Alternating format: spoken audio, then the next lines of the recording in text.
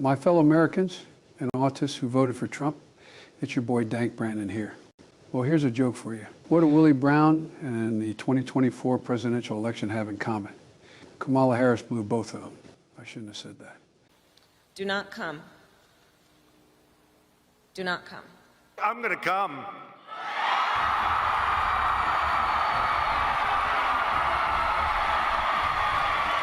I'm sorry. No, no, no, no, no. Why?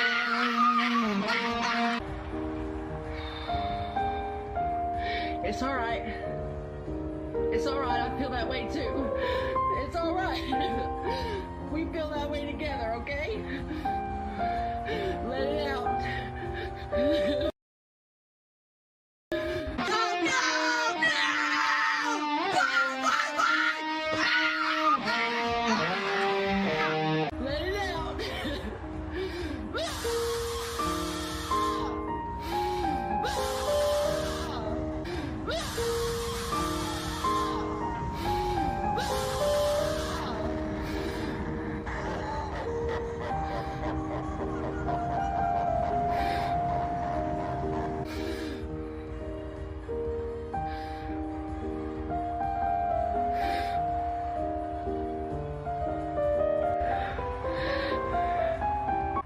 Oh, Jesus Christ! I'm so pissed off! Fuck! Fuck! Fuck! God damn it! Excuse me, it's ma'am. It is ma'am. Itty bitty titties and a ball. Itty bitty titties and a ball. Kaya, please just fucking go, but you stop.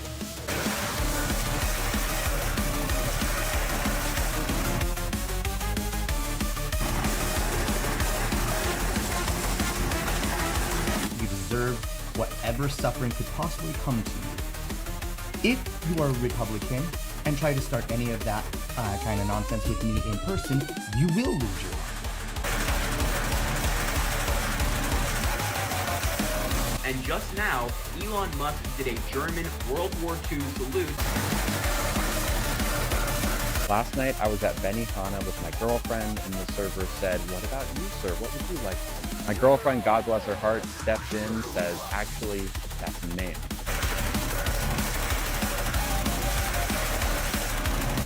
Good writing, Diane. It's a lot like a great cup of coffee.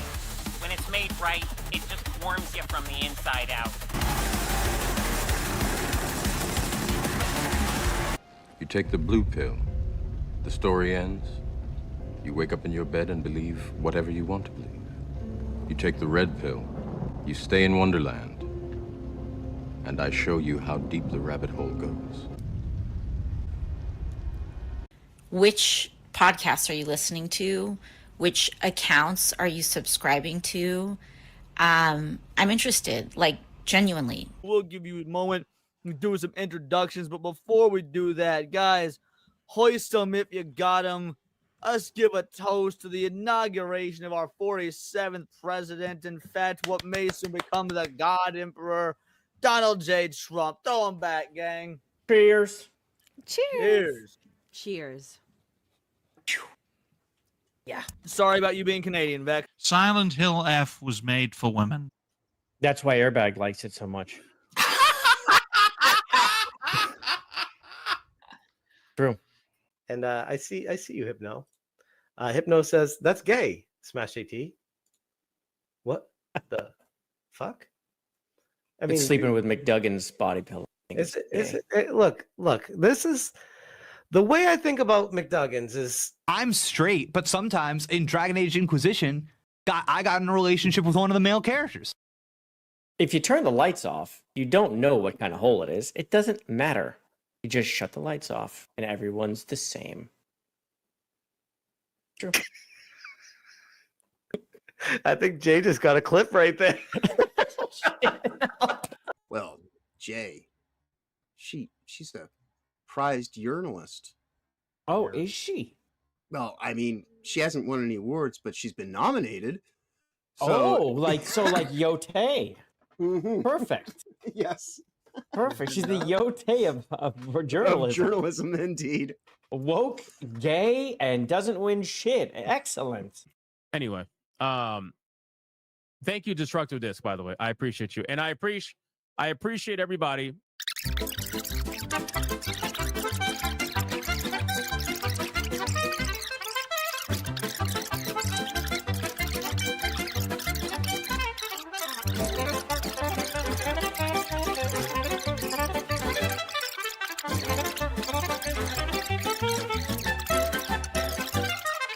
Anyway, so let's get back to the super chats.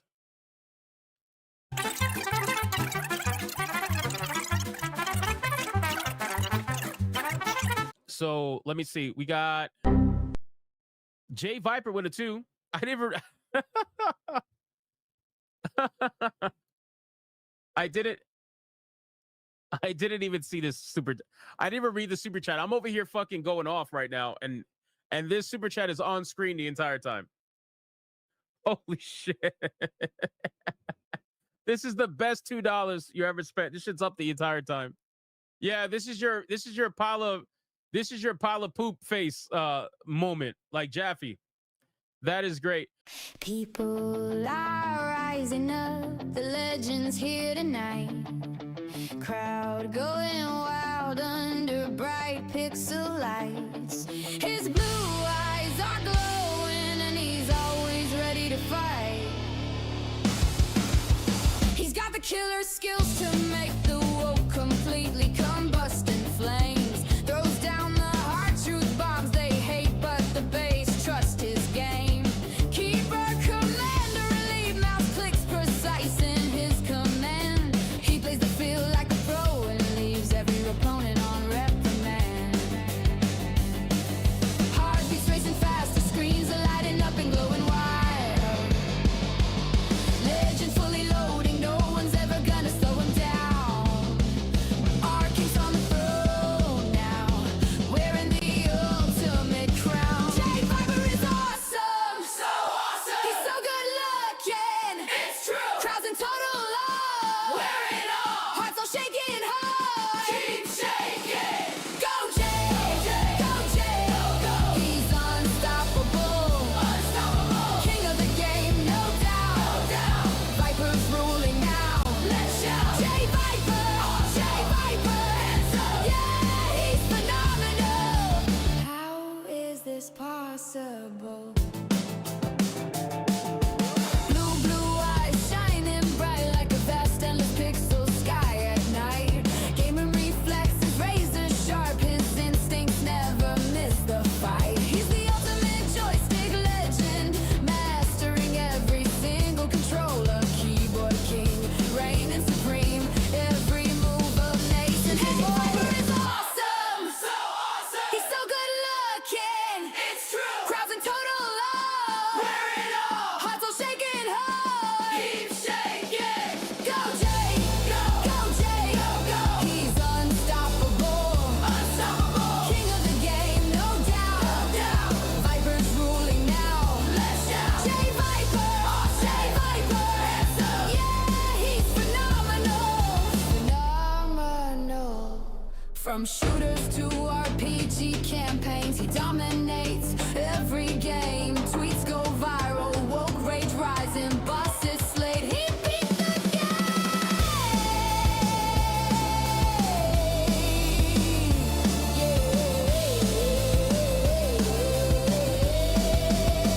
JayViper is awesome, it's so true. He's so good looking, we love him. Crowds in total love, he's so fun. Hearts all shaking high, we're quaking. Go Jay, go Jay, let's go. He's unstoppable, no stopping him. King of the game, no doubt, no doubt. Viper's ruling now, we kneel. JayViper, JayViper, JayViper, JayViper. JayViper is so freaking awesome.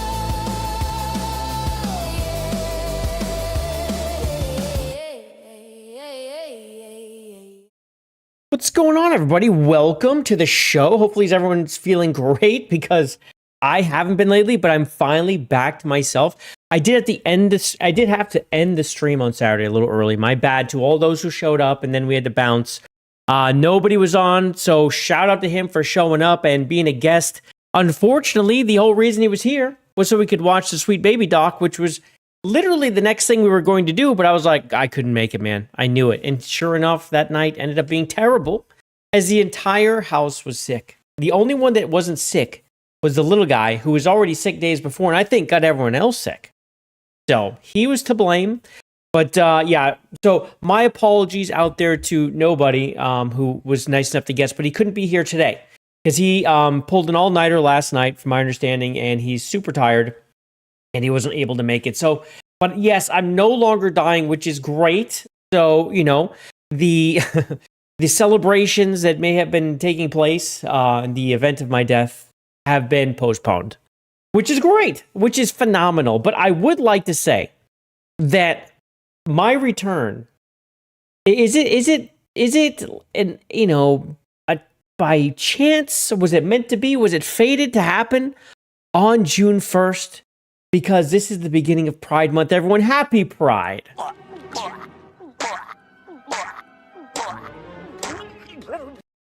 And let me tell you, we're going to be covering that because I will say, it's not quite as bad as it has been in the past. But it's not great. We're not loving it. It's kind of a mess.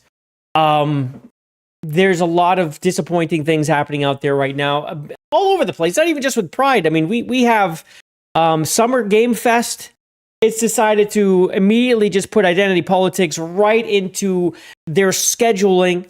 That's a disappointment. Of course, we have Major League Baseball. We have NFL. They're doing the whole Pride thing, and then there's kids TV programming that's doing the Pride thing. So it's like, this is, man, we have work to do. We're getting closer. It's getting better, getting less overt.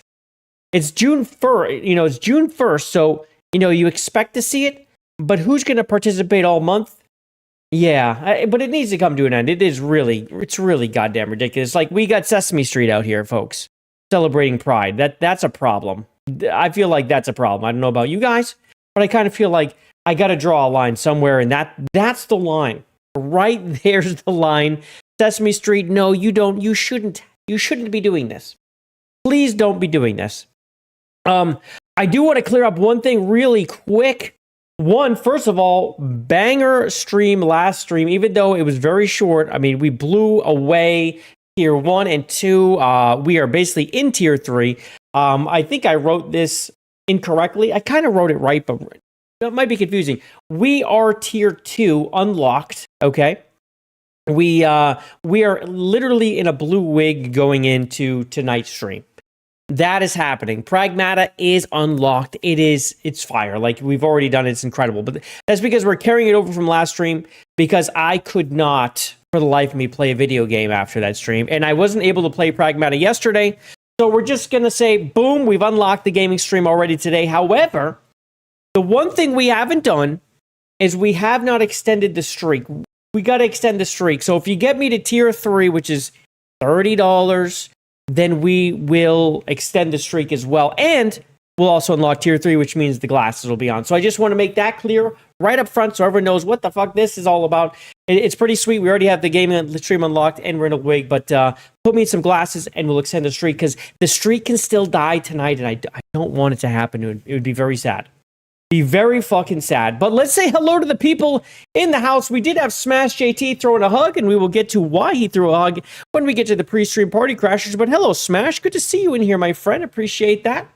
We have Furious Dan, who was trolling me, telling me I didn't have sound. He did not have sound. I just want to be clear. Everything was technically on point here on the stream, as always. Always on point. Nothing ever goes wrong. You know how it is around here. And Dan was trolling me as if I didn't know I didn't have sound. Although then I checked, and I did have sound on the live stream. I checked Rumble, I checked YouTube, it was there. So there was a Dan problem. So Dan, thank you for letting me know I had a problem when I didn't. I appreciate you. We got White Wolf Heathen as well. Behold, indeed, my friend. Good to see you. Thank you for jumping on in here. We have John Ox Isles saying, Speaking of possible disappointments, the game Exodus is looking more like Veilguard in space. Why? I have not seen anything like this. I have not gotten that from that game yet. But if that is the case, we're gonna have some issues because this is the game. Literally, when Veilguard was coming out, I was pointing at the Exodus like this should be better. This is the real Mass Effect devs. The original Mass Effect devs are making this. The only issue is that the publisher is Wizards of the Coast.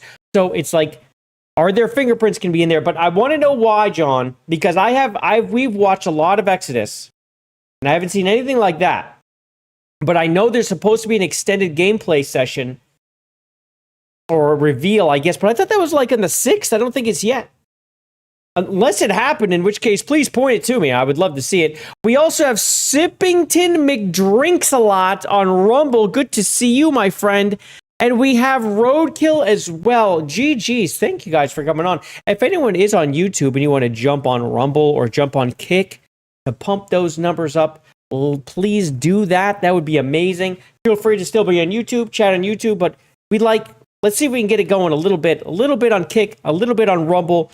Get those things up because just being there, just having a few people in the chat on Rumble makes people find you. Like last time we did this, which was a few streams ago when I pushed Rumble, literally you guys went over there and new people started showing up. It was like, it doubled the amount of people that showed up. It was crazy.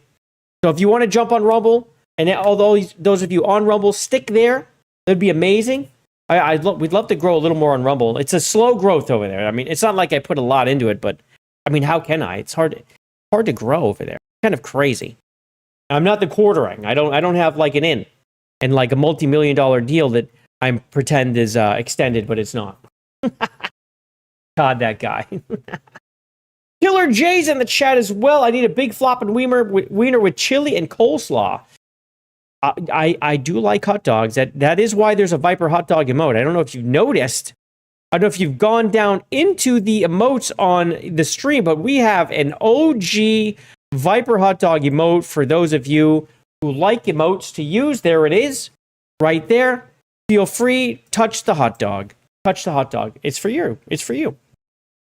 You can ratio Jeremy and his home turf. I could. I mean, it's possible. It is possible. He is moving everything over there. He's moving everything over there to Rumble because, I don't know, he keeps closing YouTube channels and leaving to Rumble. It's very strange. I don't know. I'm starting to look skinny. Oh, well, thank you. Thank you. I appreciate that. Thank you very much. Trim. Trim is the way we like to call it. We like to call it trim around here. Trim. Jay's looking trim. I appreciate you. Thank you. Thank you, Killer Jay. Thank you. But that's enough saying hello to you guys, okay? We're going to stop that right this second. And now what it's time to do is to get to the pre-stream party crashers because there's celebrations to be had. And remember, we've already unlocked tier 2. We're going to tier 3 now. I said, ooh, come on, baby, turn the lights off.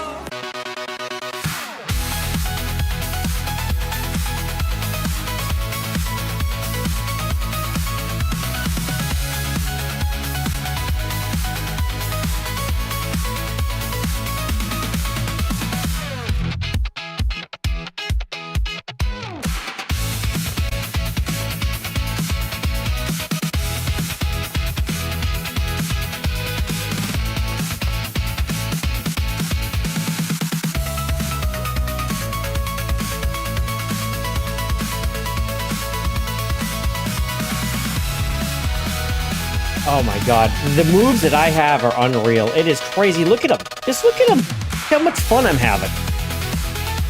So much fun. Such a good dancer. So good.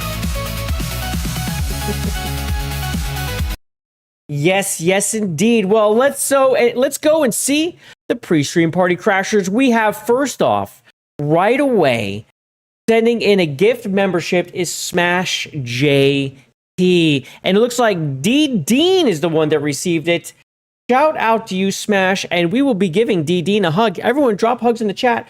Smash dropped one already. Look at this guy. He followed it up. He knows the drill. Give me a hug. No way. Come here. I'm not coming over there. Let's go. Hey, don't touch me. Get away from me. Hell yeah, and of course around here we all know Smash is a goddamn legend. I need money. I just do. It's for food and vacations, not the lawsuit. And we also have Furious Dan saying, "Hail, my friend, for the $2." Thank you, Dan. Shout out to you, my friend. High five. And then, of course, he follows it up with a fist of shame. I do like that, Dan. That's solid. I like that. With another 2. Thank you very much, Dan. I appreciate you. I do like that fist of shame emote. High five. That's a good one. I hope you've made a fist of shame for your channel. I hope you have. You could do that. You could do that today. Make sure it's not too, make sure it's somewhat simplified, but you could just have like someone getting pow, just the fist and their face right here. Just one drawing would be great. You could even get an animated one on Rumble, I think. I do think so. I think that's true. I think that is true. We also have James OP celebrating the fact that Jay is no longer dying with the $2.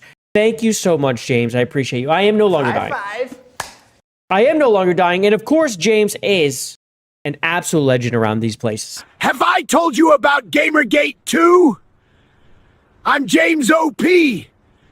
Shout out James, the goddamn legend, dropping the 2 in the chat. I appreciate you. We also, we are not done. It's like I'm a stripper. You guys are just dropping 2s on me. It's crazy. We also have Furious Dan again saying we are going to celebrate Fist of Shame month. Dude, I was going to say, Dan, this is literally the month for you. You're going to be dropping Fists of Shame all over an X like crazy, dude. It's going to be phenomenal. You're going to have the greatest time of your life. High five. High five. So, guys, if you don't know Dan, whenever he gets annoyed with someone on X, he'll make a Fist of Shame. And he'll shame them with a fist. And, well, this is going to be his month. He's going to really enjoy it. All right, let's see. Where's it? Let's go double check real quick. This puts us at, if I could just, 13. Okay, so we are 17 away. 17 away from extending the streak and putting Jay in some rose-colored glasses for the next stream. Yes, indeed. Yeah, it's going to be a blast. You're going to love every minute of it, dude. Dan, you're going to love every minute of Pride Month, my friend. This is literally what you're made for. Just sending them fists of shame all month. Hell yes. I mean, look at this. Look at, they're shoving it down our throats, guys. They're shoving it down our throats. This is ridiculous. Oh, look at this. Over on Rumble just dropped right now. Big money from Roadkill dropping the $1. Make me holla. I appreciate you, Roadkill. Thank you so much, my friend. High five. We are now 16 away from Tier 3 and extending the streak. That's what I'm talking about. GG's, Roadkill. Thank you, man. Appreciate that. Thank you very much. Thank you. Oh, yeah, so let's get to some sweet old topics. We love topics around here. The first things first, okay? Now, this Hideworks, this is a little group, or this is a person, this is Hideworks is a dev team, but it's 2 devs. I think one guy mostly tweets there. I don't think there's 2 guys tweeting here. Because they don't sign it or anything. But anyway, we're going to talk about this real quick. There's a new trailer for, I think he even spelled his thing. It's Luminal Point, not Liminal. I think it's Luminal. Anyway, we'll see. Our Silent Hill, Resident Evil, and Signalis-inspired survival horror game. Lots of new mechanics to fight the horrors of Ashen Point's Island. Check it out and wishlist now on Steam, PS5, Xbox, or GOG. I see. So I haven't watched this yet. I actually got tagged. Let's see. I got tagged by this guy, Robin, right here. He was very, very kind and tagged me in it. But I've covered this a couple times, this game. So whenever something new comes out, it's one of those that I like to check out. You have this one already on your wish list, Grogbast? Yeah, same. I already have them on my wish list too. It looks really solid. So let's check out the new trailer because I'm ready to check it out. I have not checked it out yet. But it's basically, I forget the type of game you would say, but it's like the angle down, looking down. I forget the freaking name, dude. I don't know. It's like a 3.5D or 0.5D or whatever, or 2.5D. Anyway, it's angled down, and you see you're walking around, you're killing creatures, you're avoiding demons, things like that. This is the main pro tag right here. Let's go.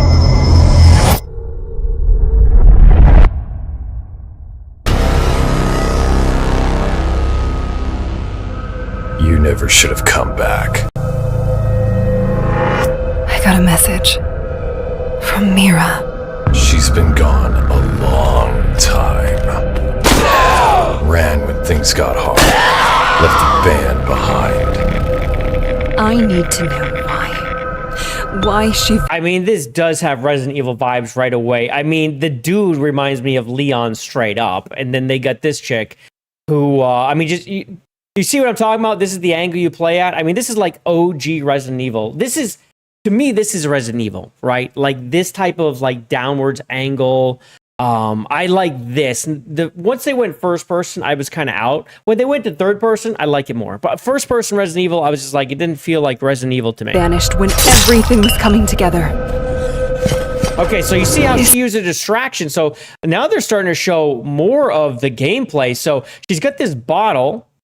So she's tossing a bottle. Why she vanished when... Smashes it there, gets that thing's attention to look. Everything was coming together. And off she goes. Maybe we'll go through it. Isn't that why you're here too? Oh, it's a puzzle. Okay, a little puzzle action. Lights on fire. Did you forget what happened on that night? I just get A+ right here. These are the indie devs trying to teach AAA how to do it. These are indie devs like, please look at me, AAA. This is how you do it, please. This is how you do it. This place remembers. And Exactly, so do Crowbar. I. Exactly. Now, what is this? Is she double? Is she both of these people? Is she changing?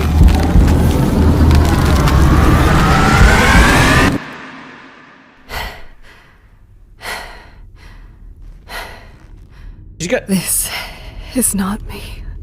This is not me. This is not me. So she changes, huh? This is not me. This is not me. This is not me!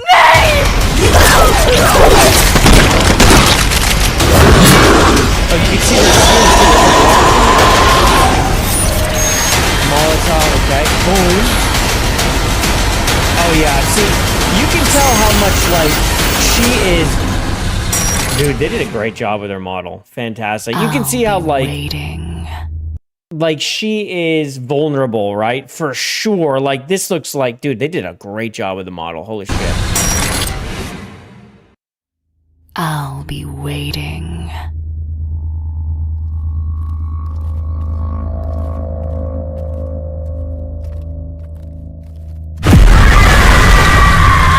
Oh, there it is. There's the thing. There it is. Oh, it is liminal point. Why did I thought it was luminal point? Liminal point. Well, shit. Of course they would get their name right at their game. Dude, hell yeah, that looked fucking badass. Now let's go back through it real quick. So there, what is this thing? This thing that she sees, this evil one, it felt like it's her. And she even says, this is not me. This looks badass. You never should have come back.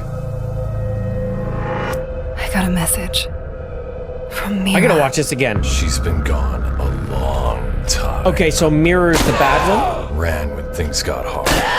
Left the band behind.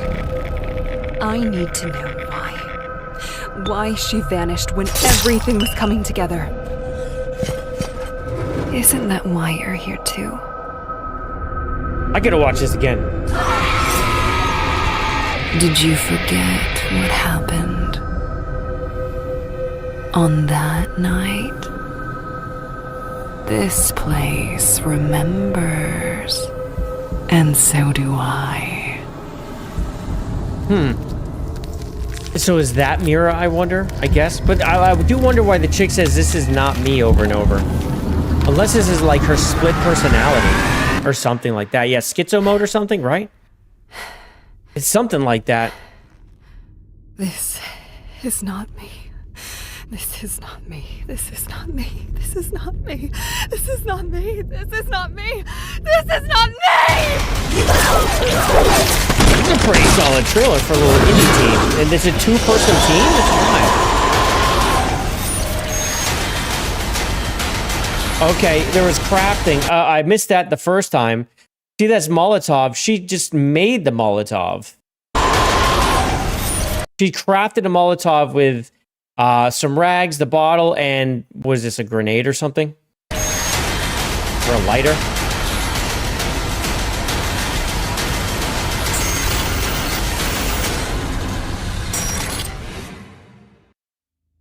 This is solid. Waiting. Yeah, so that thing she's been seeing is this crazy bitch.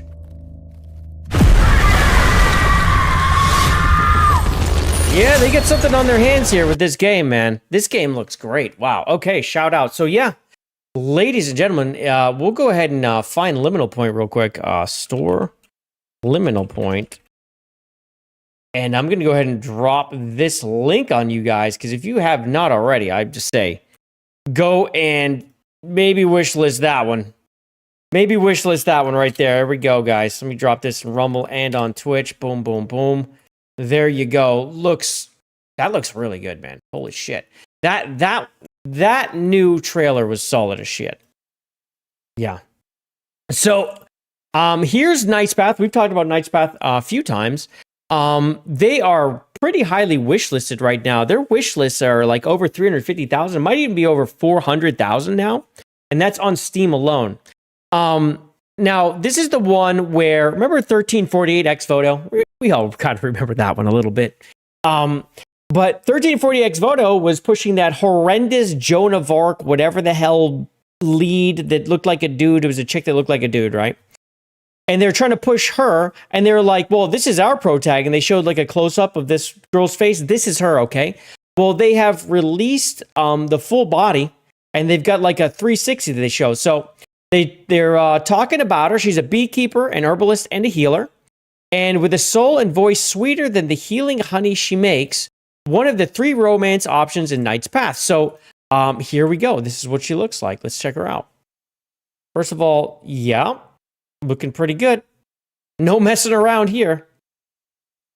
So yeah, there she is. There's no music, of course. There's no sound. So we'll just fill it in. But yeah, she got the honey on the sides there. She got the little pot. They got her barefoot here too. I wonder if she is barefoot in the game or if this is just the model at this point. But I mean, she looks great. Looks like they did a good job. Again, this is the indie devs teaching people how to make games. Oh, look at this. This got deleted. This Danielle Cordero. Okay, hold on a second. I've got this because I had a feeling this would get deleted. Hold on a second. Jay's going to go dig into his box. Hold on. We're digging in. I took a screenshot of this. I knew they would delete this shit. I knew it. Prepared for this. Was I prepared for this? Did I screenshot the wrong thing? Nope, never mind. I screenshot something else. This was someone basically who called this trad wife porn. Okay, and it's just like, what are you talking about? It's just a girl in a dress. It's absolutely wild, man. But yeah, they called it that, and a lot of people gave them flack, so I guess they deleted it. Dude, I did not. There.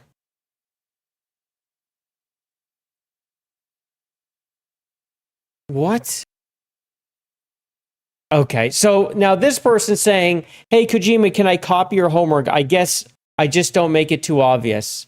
He's saying that these two look the same. Why? Because she's blonde? These people are ridiculous. Is her name Amelie? Holy shit, dude. Dude, are you kidding me? So they just found someone else named Amelie, and since she's blonde, it must be the same. Oh my god, dude. What are we doing? Oh, here we go. This person's saying straight men are the most boring human beings on earth, blocking out the names because indie is indie, even when it's slop. But oh my god, I'm so tired. Medieval Night Game, by the way. How dare we? How dare this exist in the Medieval Night Game?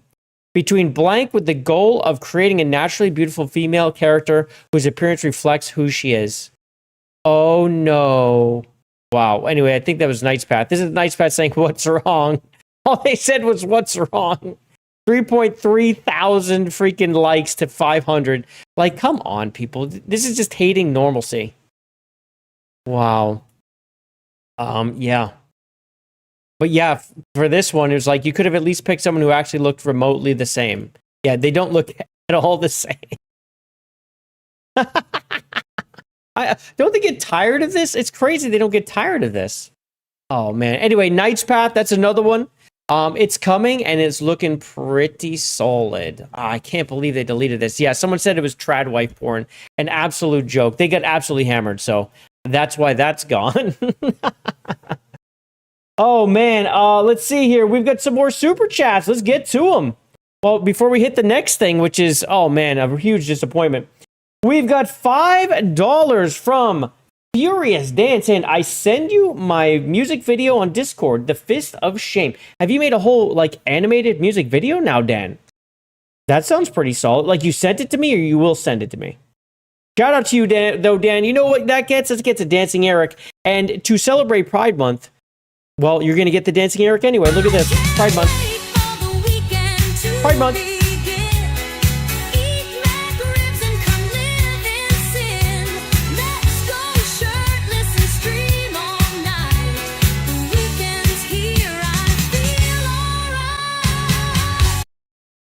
Shout out to you, Dan. Thank you very much for the 5. I will go check my Discord and see if you sent that to me, though. I think you might have. That does put us, I believe, 11 away. 11 away from extending the streak and rose-colored glasses. Shout out to you guys. Been amazing. Holy shit. We also have James OP, the legend himself, with a 5. Said, when you are a man attracted to men, all women look the same. Damn. Damn, James. You done hit the nail on the head with that one, you fucking legend. Have I told you about Gamergate 2? I'm James OP. That's right. Ask him about Gamergate 2 sometime, ladies and gentlemen. Please do. But let's celebrate with another Dancing Eric.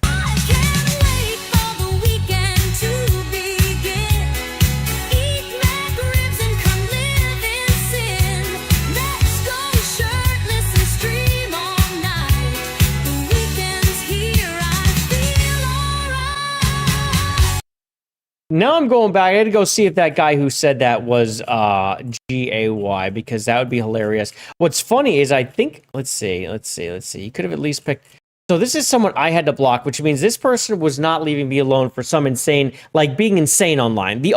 So just to be clear, when you see I block someone online, it's because they've said some absolutely wild shit, or they put me on one of those weird ass lists. So that's what this person has done. One of those things, they either put me on one of those weird ass fucking lists, those lists that people make that are asinine, or they said something completely out of pocket. So that's why this person will be blocked, which means they're Looney Tunes. Right away, we know. But yes, so let's see. No, this isn't even the one, though. This isn't the one. Where's the one where they said they look the same? It looks similar. This one. No, it is this one. Hard to tell. Do they have no information, or can I not see it because they're blocked? All right, hold on. We're going to reblock them, though. We're reblocking this bastard. Chronically online shit poster. Banner, YouTube. I have no idea. This guy actually makes videos. Oh my god. No, what's this? Hold on. It's Smash. It's Smash GT. He made this a year ago. This is what this guy looks like. Are you? Come on. Old. Thanks. Guys, this is him. This is the guy. This is the guy who thinks those two blonde girls look the same. Is this him talking about blocking people featuring Smash JT versus Compulsion Games? For stopping What? by. And I mean that, too, by the way. I know I start my videos that way, and it seems just like a simple greeting, but your time on the internet is limited. I mean, your time on Earth is limited, but the content you're engaging with, the videos you're watching, the accounts that you Oh my interact god, with on he's a daily... reading. You don't even mean it. Oh my god. Okay, we're gonna go back to blocking this guy. This guy's a psycho. This guy's a fucking psycho. We need to keep him out of the timeline, please. Keep him out of the fucking timeline. I don't want to look at this anymore. Guy's a disaster. I want out. I want out. I'm out. I'm out. I'm gone. I'm gone. I don't want to entertain that anymore. Okay. So we will continue. $6 away from extending the streak. Holy shit. Bald. He's bald. Yes, you're right. He's bald. I get shit for it. My friends, look at this mane of hair. Have you seen, like, look how it's coming in. My wife's trying to get me to get a haircut, but look at this. It's coming in so nice right now. Like, it looks so good. I don't know, man. I don't know. Looking pretty good. Yeah, he's bald. I'm not bald at all. This is the same amount of hair I had since I met my wife 20 years ago. Which she was shocked, by the way. Shocked. Yes, Polish tamales. SSRIs are detected. Absolutely. Well, let's talk about something a little disappointing. This comes from our friend Smash JT, friend of the channel. Okay? If gaming is to ever return to being for everyone, we need to start by no longer singling out by race, gender, and ethnic group. This is actual sexism. This is actual racism. Disavow and shun. Shameful at Jeff Keighley. I always say Knightley. I always do. I can't stop. But shameful at Jeff Keighley, Summer Game Fest. Look at this. I've got it over here. They're going to have today, they had a mixed indie showcase. Great. But then they have tomorrow, Black Voices in Gaming. Now remember, Jeff Keighley came under fire for having basically a diverse group. I forget the exact name. I looked into this though. And I remember when we were talking about Mercanti, she was going to basically blackmailing Jeff for tickets. That's how I saw it. It was very, very strange. But you had like this Black Voices kind of thing, or DEI voices, whatever the hell the name was. But he didn't really use them for much of anything. So then he was going to come under attack for not really using that group. Well, he's got the Black Voices in Gaming, so he's showcasing this group. I almost wonder if some of these people are going to come from that group that he has created. I would have to go back. Let's see. Let me go look this up. Jeff Keighley. Game Awards. DEI group. What's the name of it? Game Awards Diversity, Equity, Inclusion around the initiative called the Game Awards Future Class. It's the Future Class. There it is, the Future Class. So I do wonder if any of these people will come from this Future Class. He's trying to make up for it, not using them, etc., etc. But in any case, this whole, like, the Black Voices in Gaming, we don't need this, right? Can you just have, these are the indie things, this is RPGs, this is maybe some card games, this is like top-down shooters, first-person shooters, whatever. Split it up into different genres. Why are we doing this? I don't understand. We've got the Latin American Games Showcase. Okay, by country, I guess. But then we have the women-led games, too. I mean, this is separating by race. This is separating from where you were born. This is separating by sex. Why are we still doing this? It's 2026. At this point, I think we should know better that equality is equality. It shouldn't even matter. And when you do this, he's got the mixed indie showcase, but then he has Black Voices, Latin American, and women. Where's the space for men? Where do the white men show up? Are they just all in here, or is this including all of these too? Are these people not allowed in the mixed indie showcase? Where's the white guy stuff? Which is exactly why you can't do this, because you start piecing apart like who can take part in something, and you start leaving people out instead of just it's open to everyone. That way it actually is diverse. There's nothing diverse here. This is the opposite of diverse. And this is sad to see. So here we go. Summer Game Showcase. They even got some special Black Voices in Gaming splash here. I mean, this is horrific, actually, a little bit. It's a little kind of horrific. What is this art? I don't know what's happening with these eyes. It's kind of frightening. We'll just keep going. A Latin America Game Showcase. All right. And we have the women-led games, and of course, we have a very safe for work, very modern audience woman showcasing for them. It's so bad, and it's unfortunate because I was looking forward to the summer Game Fest, but now I just don't care at all. It's just like, is this all it is? Is this all it is? Is this what it is, man? Holy shit! Events.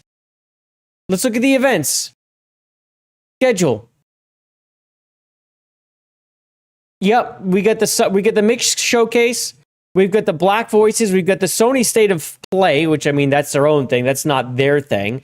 Here's that Lags thing. Here's the Women's Voice, and they get the Summer Games Fest itself. Okay, this is the actual show. So that's happening June 5th, and we have the Day of the Devs. We've got Southeast Asian. Okay, great. Okay, so even more diversity here, more or anti-diverse, really.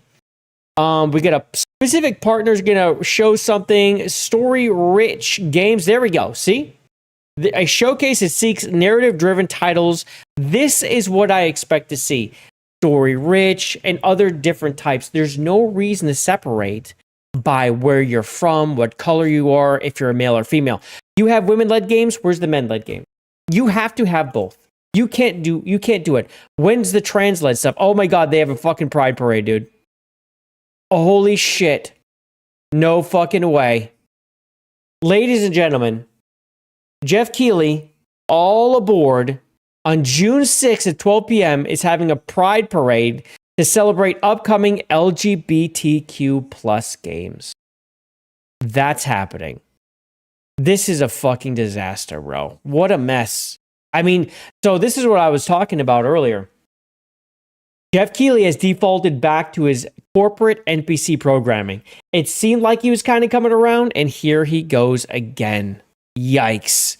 And now and here's some more Frosty games. So this is stuff made in Australia, I don't even know how to say that, in New Zealand. And then we get the Xbox Showcase, which is whatever, the PC gaming show, and and stuff from Germany, Austria, and Switzerland, and then newer upcoming indie games from India. This is what they're doing. Like that. Lots of segregation. That's what I'm seeing. A lot of segregation. And of course, it's Pride Month, so he's got to have the Pride. This is unbelievable, man. This is pathetic. So anyway, this is getting a little backlash here. And of course, Smash, absolutely correct, pointing this out. And he has clearly got plenty of likes, some views here too. And yeah, this is sad to see. And it should be shunned. This shouldn't happen. Okay? It's crazy. This isn't the end of it. There's even more to it than this. Absolutely pathetic. Sad to see.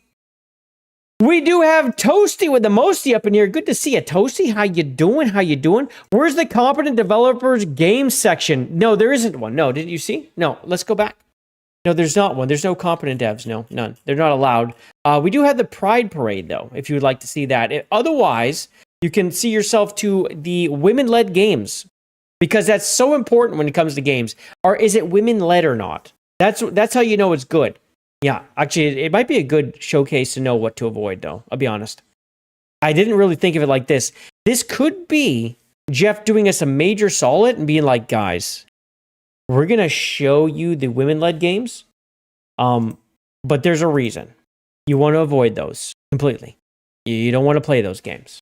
That could be it. All right.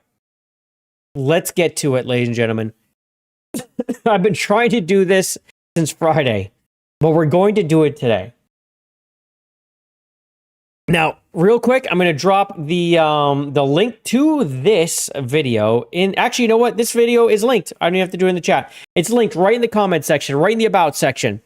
Now, I don't really like the way they did this. It's from the Informed Gamer.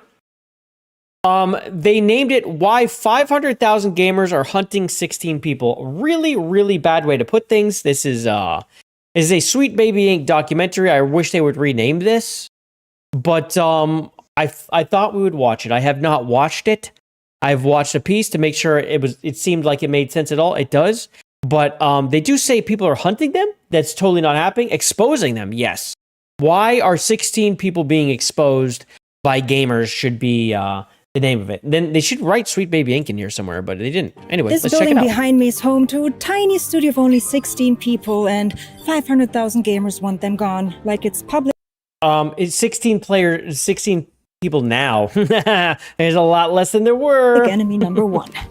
I'm talking about Sweet Baby Inc., one of many consulting firms that help big game studios make their stories more inclusive, like giving Spider-Man a deaf girlfriend or adding a black character into Viking lore.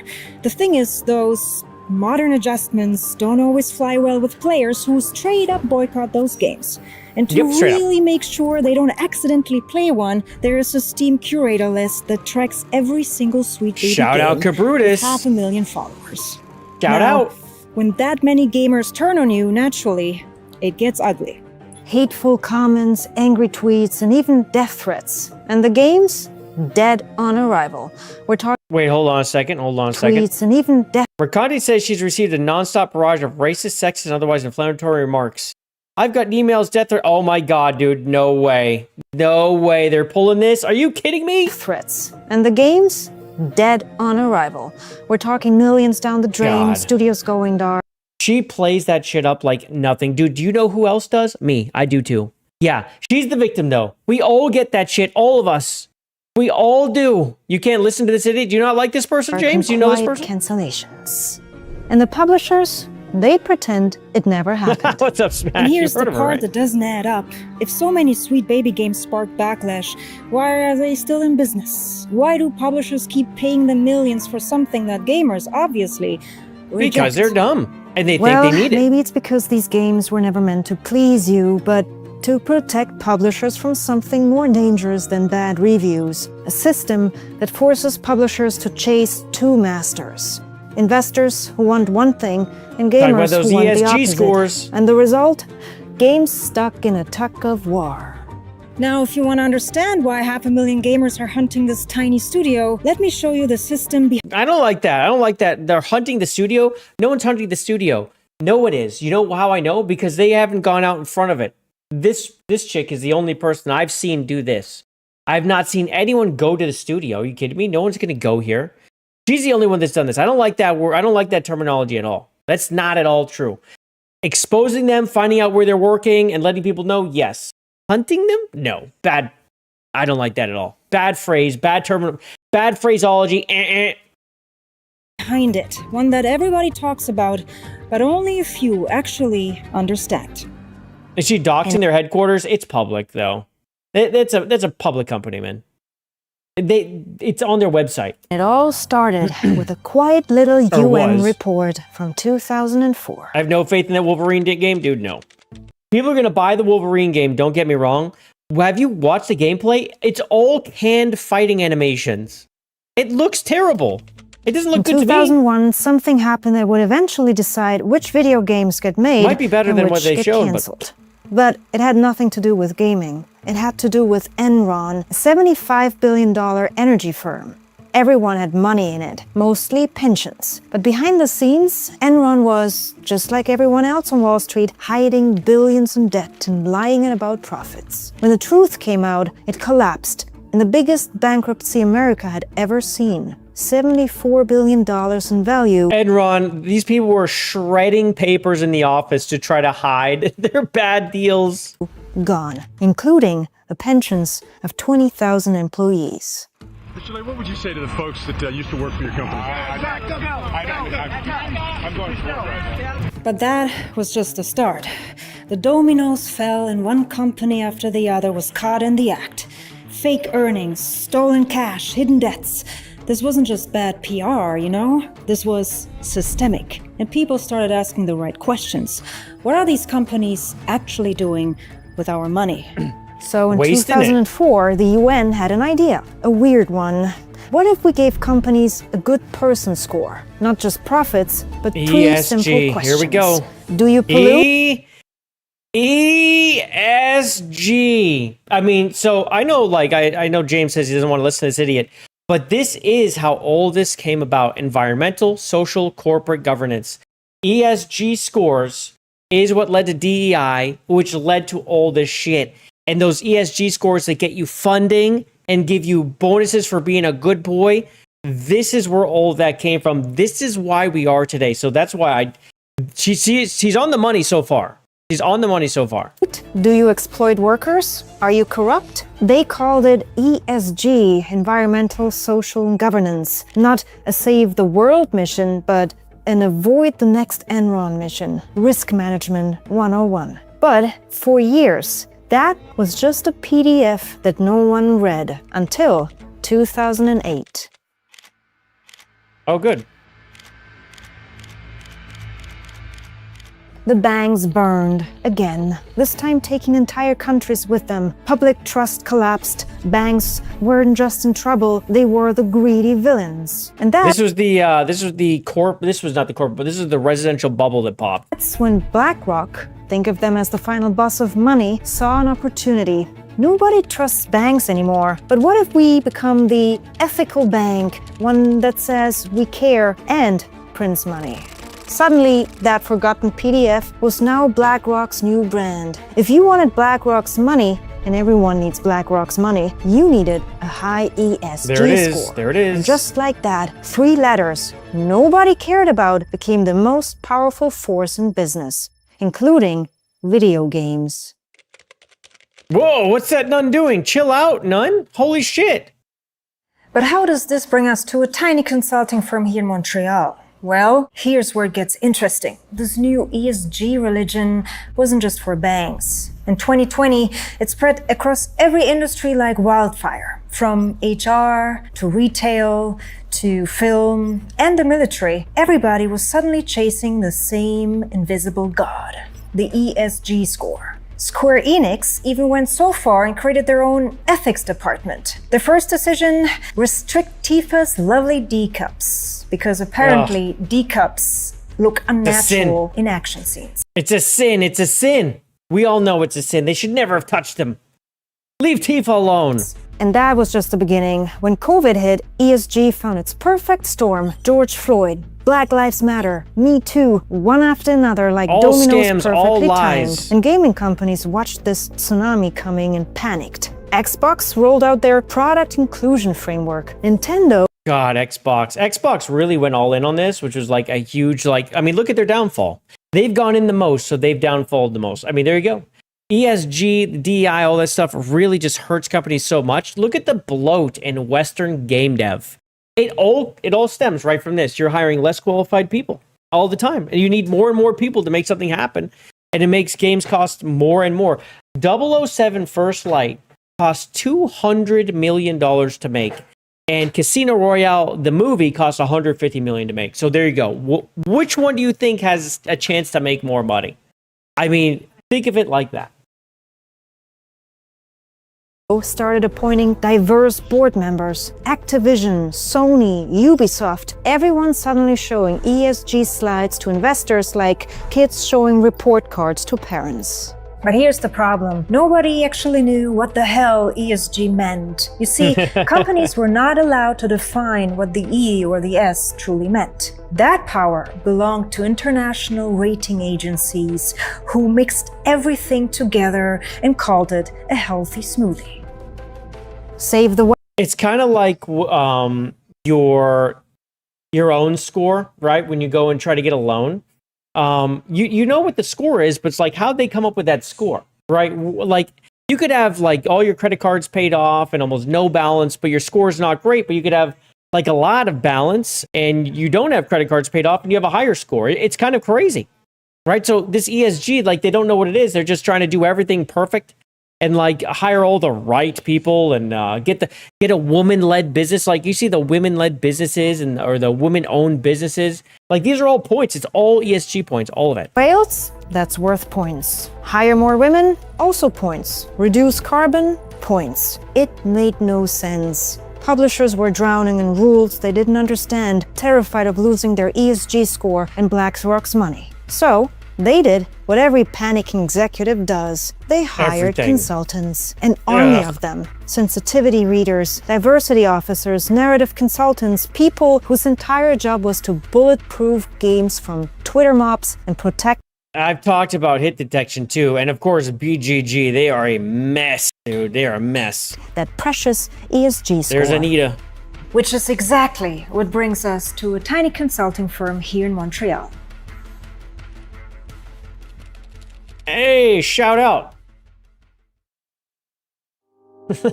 Kim. So welcome to the stage, Kim Ballard. Yeah, they create the problem, exactly. They create the problem, they create the solution. And by doing that, by making it tied to billions of dollars and how you get funded, then you get to basically shape how businesses are run. And it's a great way to destroy a country, isn't it? Sure seems like it. Hello. Yeah, I don't know if she's in the building there, Yamato. I think she's just... I don't think so. I'm pretty sure she's green screened. I don't think she's there. I don't think so. Could be, though. Or they could have took a picture of inside the building and they green screened it. You can see they're using green screen in here a bit. I'm Kim Belair. In my circles, I'm largely considered, I think, a relatively nice person. These are my dogs, Stage and Flaky. These are my cats, Tag and the Gray Boy. I really enjoy Lego. I collect skulls and taxi. By the way, there's not a mistake that her Lego that she is showing is Bowser. Okay, and we all know that she has a thing for Bowser, a very strange thing for Bowser. There's the skulls. And I also really like playing a lot of video games, including Elden Ring. By day, I am the crazed CEO of Sweet Baby Inc., the DEI-obsessed censorship mafia who is currently ruining and wokeifying all of the video games that you've ever played. I like how she says it as if it's not true, but it is true. Actually, what she just said is actually the truth. That's Kim after getting death threats for years. But let's rewind a little bit to 2019 when she was just a young little writer with a chip on her shoulder. Growing up, all she wanted was to write stories about people like her, people that weren't white. But during high school, she was told that her stories weren't the right stories, that only white male stories were counted as literature. There's no way. So There's no way anyone told her that, by the way. That did not happen. That did not happen at all. That's a lie. That's just what she says. That's her version of the truth. It's fake. It's false. It's the my truth shit, right? years, she adapted. And I did that for years. And I spent like actual years just writing about white men. Eventually, she broke out and built Sweet Baby Inc., promising to help studios tell more diverse stories. Oh, she did not build it. She did not build it. It wasn't her. The money came from elsewhere. VIPER, a noble mission. But here's where noble turned tactical. Her strategy of going about it wasn't to inspire change, but to force it. Go have a coffee with your marketing team and just terrify them with the possibility of what's going to happen if they don't give you what you want. Terrify them with exactly what publishers were afraid of the most. The losing ESG their score. ESG scores, with headlines that could tank their entire stock. Let's see. Battlefield 5 fans who failed history are mad the game has women in it. Why do games still struggle with trans included? Well, they shouldn't struggle. They just know to not have it, right? I would imagine. The concerning lack of diversity in video games. Hogwarts Legacy trans representation reportedly labeled performative bullshit. It was performative. They shouldn't have had it. Final Fantasy lack of diverse characters. Where's the Wukong stuff? Where's that? Where's Wukong? That should be in here too. And they went after Stellar Blade. Come on, where's all that? So they paid up, and Sweet Baby landed big name clients with big blockbuster games, not to tell better stories, but to bulletproof their launch from stock tanking headlines. But bulletproofing launches wasn't enough for Sweet Baby. They wanted to reprogram the entire gaming audience. We cater them the way that we cater to like a picky baby. This is so pretentious. I can't stand hearing this part. I've heard this so many times. It literally is infuriating. It's like, well, the picky baby likes this, so give the picky baby. She's calling gamers picky babies. And we will remain that, by the way. But it's like, we don't know what we like. Oh my God. We feed them the same thing that we know that they love, and we keep on feeding it. We're like, here you go. You love it. Eat this, eat this, eat this. They react as a picky baby would, which is be like, oh, no, thank you. That what we're doing is creating an entire nation of picky babies, just in case these picky babies don't want to play your games. You're never going to innovate. You're never going to change things. You're just going to keep feeding the picky baby. And we cannot continue to try to create art under a system that is going to bar innovation for fear of a picky baby throwing a tantrum. It's so wild because when you think about it, like they're creating art. Sorry, you're making video games, which is entertainment, okay? You can have some art in it or whatever, right? But you have customers. This is not something that goes and hangs on the wall in the Smithsonian. Someone will come by like in 45 years and look at it and be like, oh, that's an interesting thing. And then they keep walking. You have to sell this. Like, when does the selling it come in? When does that happen? It's like, she's never really worried about that. We're making, like, she is responsible for some of the biggest flops that are out there. And it's not just that they're bad video games. It's that the premise behind them probably got wrecked by her and her company early enough to destroy the game and just send it off its tracks. I mean, Suicide Squad should have been an easy win. But look what they did to the characters. They have everything to do with this. Everything to do with that. People say they don't have anything to do with the characters. Of course they do. How do you think the Tifa stuff happened? It comes from people like this. It's them. They do it. Of course they do. They're in there and they changing whatever they can as soon as they can to make it modernized.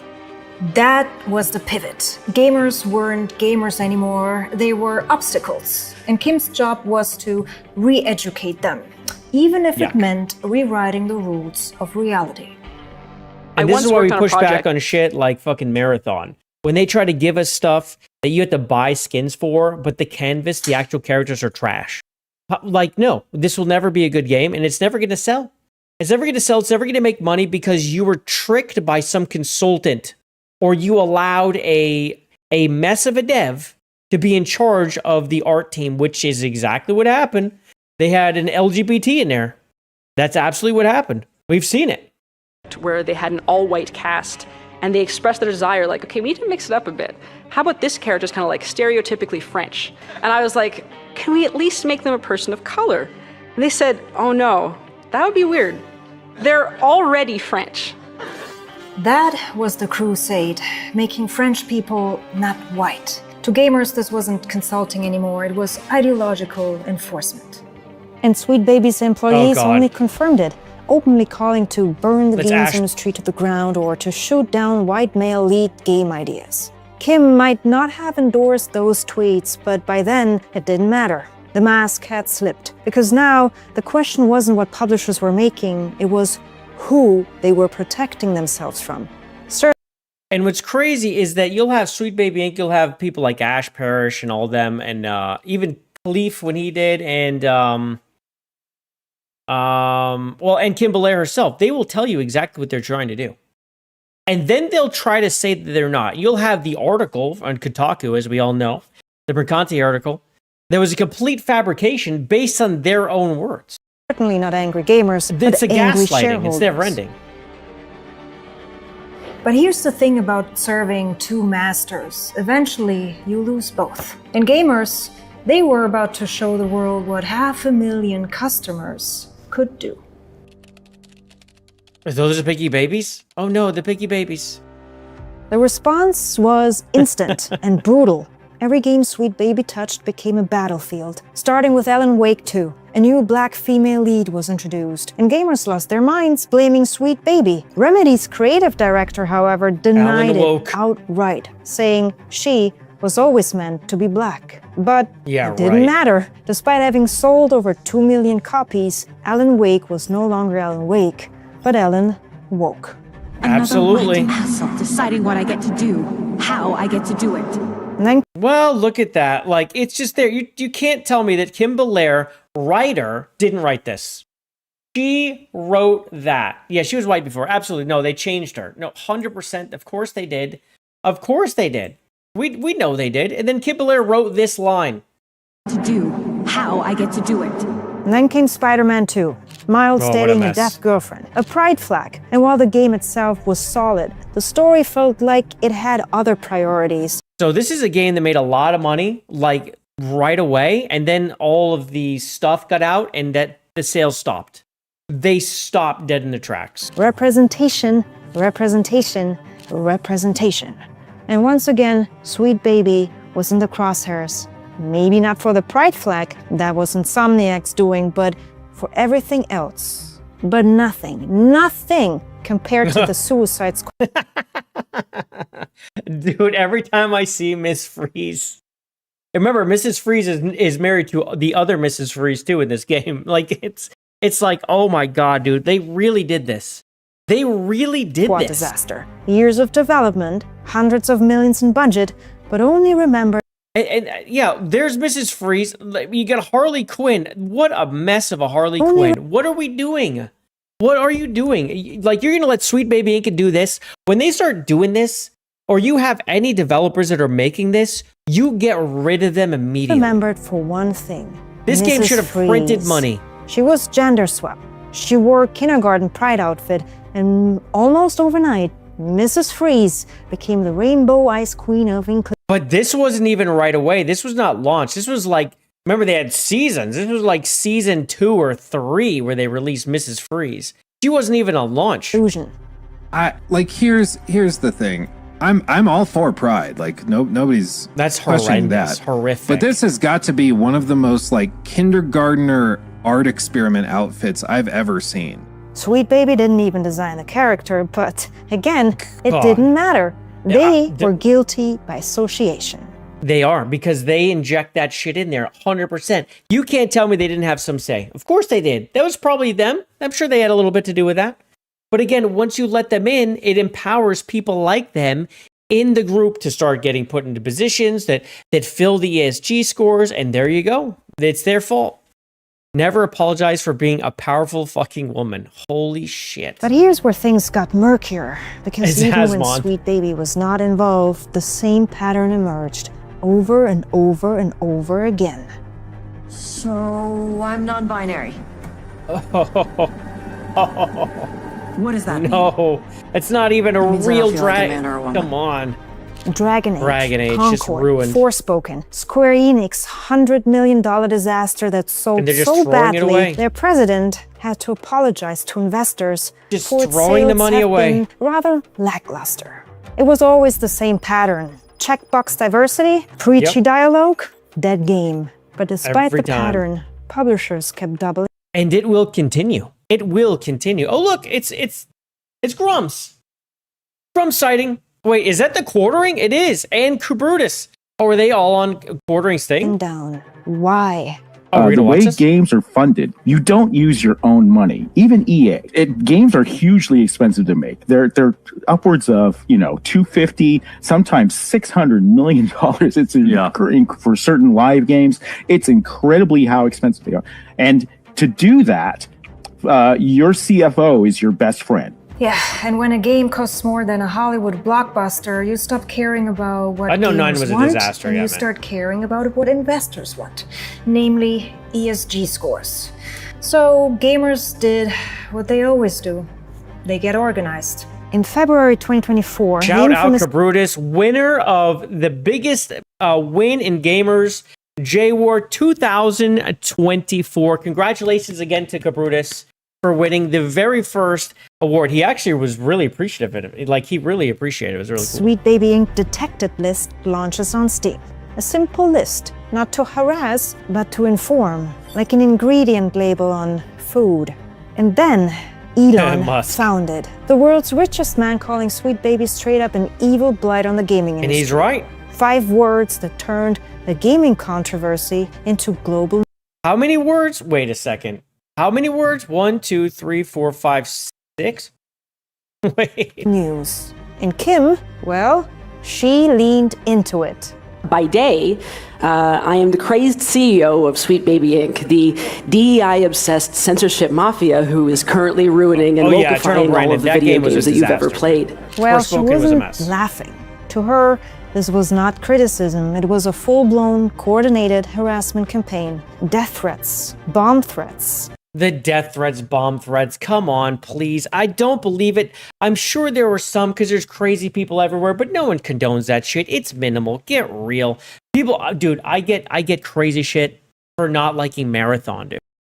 You should see the insane things I see for just not liking Marathon, for making sure people know it's bad so they don't buy a bad game. Absolutely wild stuff. We could go look. It's crazy. Her employees driven offline, and everyone kept saying the same thing. Sweet Baby is killing games. They will claim that you are rich, that you are backed by, shadowy cabals, government orgs. They claim you have the ability to force their favorite studios to bend to your whim. You said you would force them.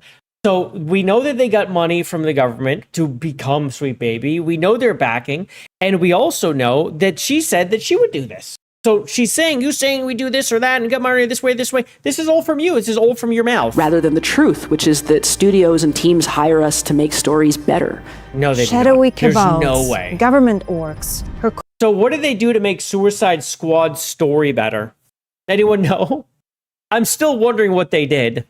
She's crazy. She wants to F Bowser. I know. And collect animal skulls like a serial killer. I know. Oh, yeah.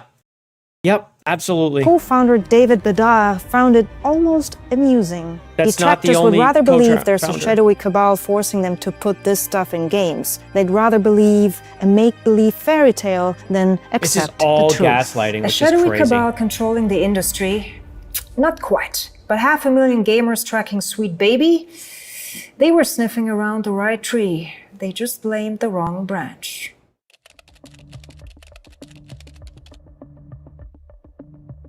Meet Weird Ghosts, a Here's the Weird Canadian Ghosts. fund that only invests in the right kind of game studios. The kind where 50% of founders check a diversity box. Their non-profit arm. But this is all wings. Does she even start talking about wings at all? Because all the money is like tied over there in like Europe. Baby Ghosts hands out $25,000 grants. Not for good games, not for innovation, but for demographics. One of their Yep, star nasty. recipients, of course, Sweet Baby Inc.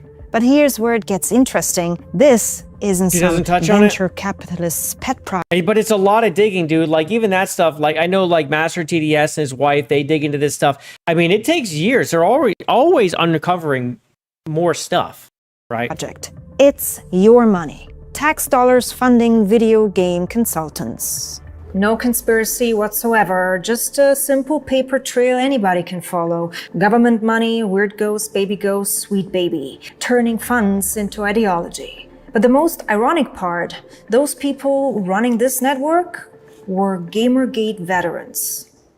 So here's the thing, right? Okay, since she's missing it, in case anyone doesn't know, I always forget his name, but Zoe Quinn's ex, the one who killed himself, his sister is the one who basically is tied up with all this stuff, okay? Like, she's part of all of this, and she's a whack job like Zoe Quinn. Heads up, that's kind of like the people who are like in the background who kind of sorted Sweet Baby, Wings, Baby Ghosts. They're all kind of mixed up together. Remember 2014, when there gamers we go. accused the media of colluding to protect developers Grayson. from criticism? Holoka, When gaming Eileen Holoka, journalists there it is. declared gamers are Oh, she might get dead into and the audience became the enemy? Those same journalists now run the funding network. Oh, Weird well, there we go. There we fucking go. So we are getting into it. It's this chick, Eileen Holoka. It's her. God, she looks crazy. Absolutely insane. Ghosts, Baby Ghosts, Sweet Baby Inc. So if you're still wondering why 500,000 gamers are tracking Sweet Baby, it's not because of one tweet or one character. It's because to them, Sweet Baby is the final evolution of a system that declared war on its own customers. But here's the plot twist. This empire is crumbling. Square Enix watched their profits crater 70%. Their response? Oh, it's wonderful to see. I love seeing that stuff.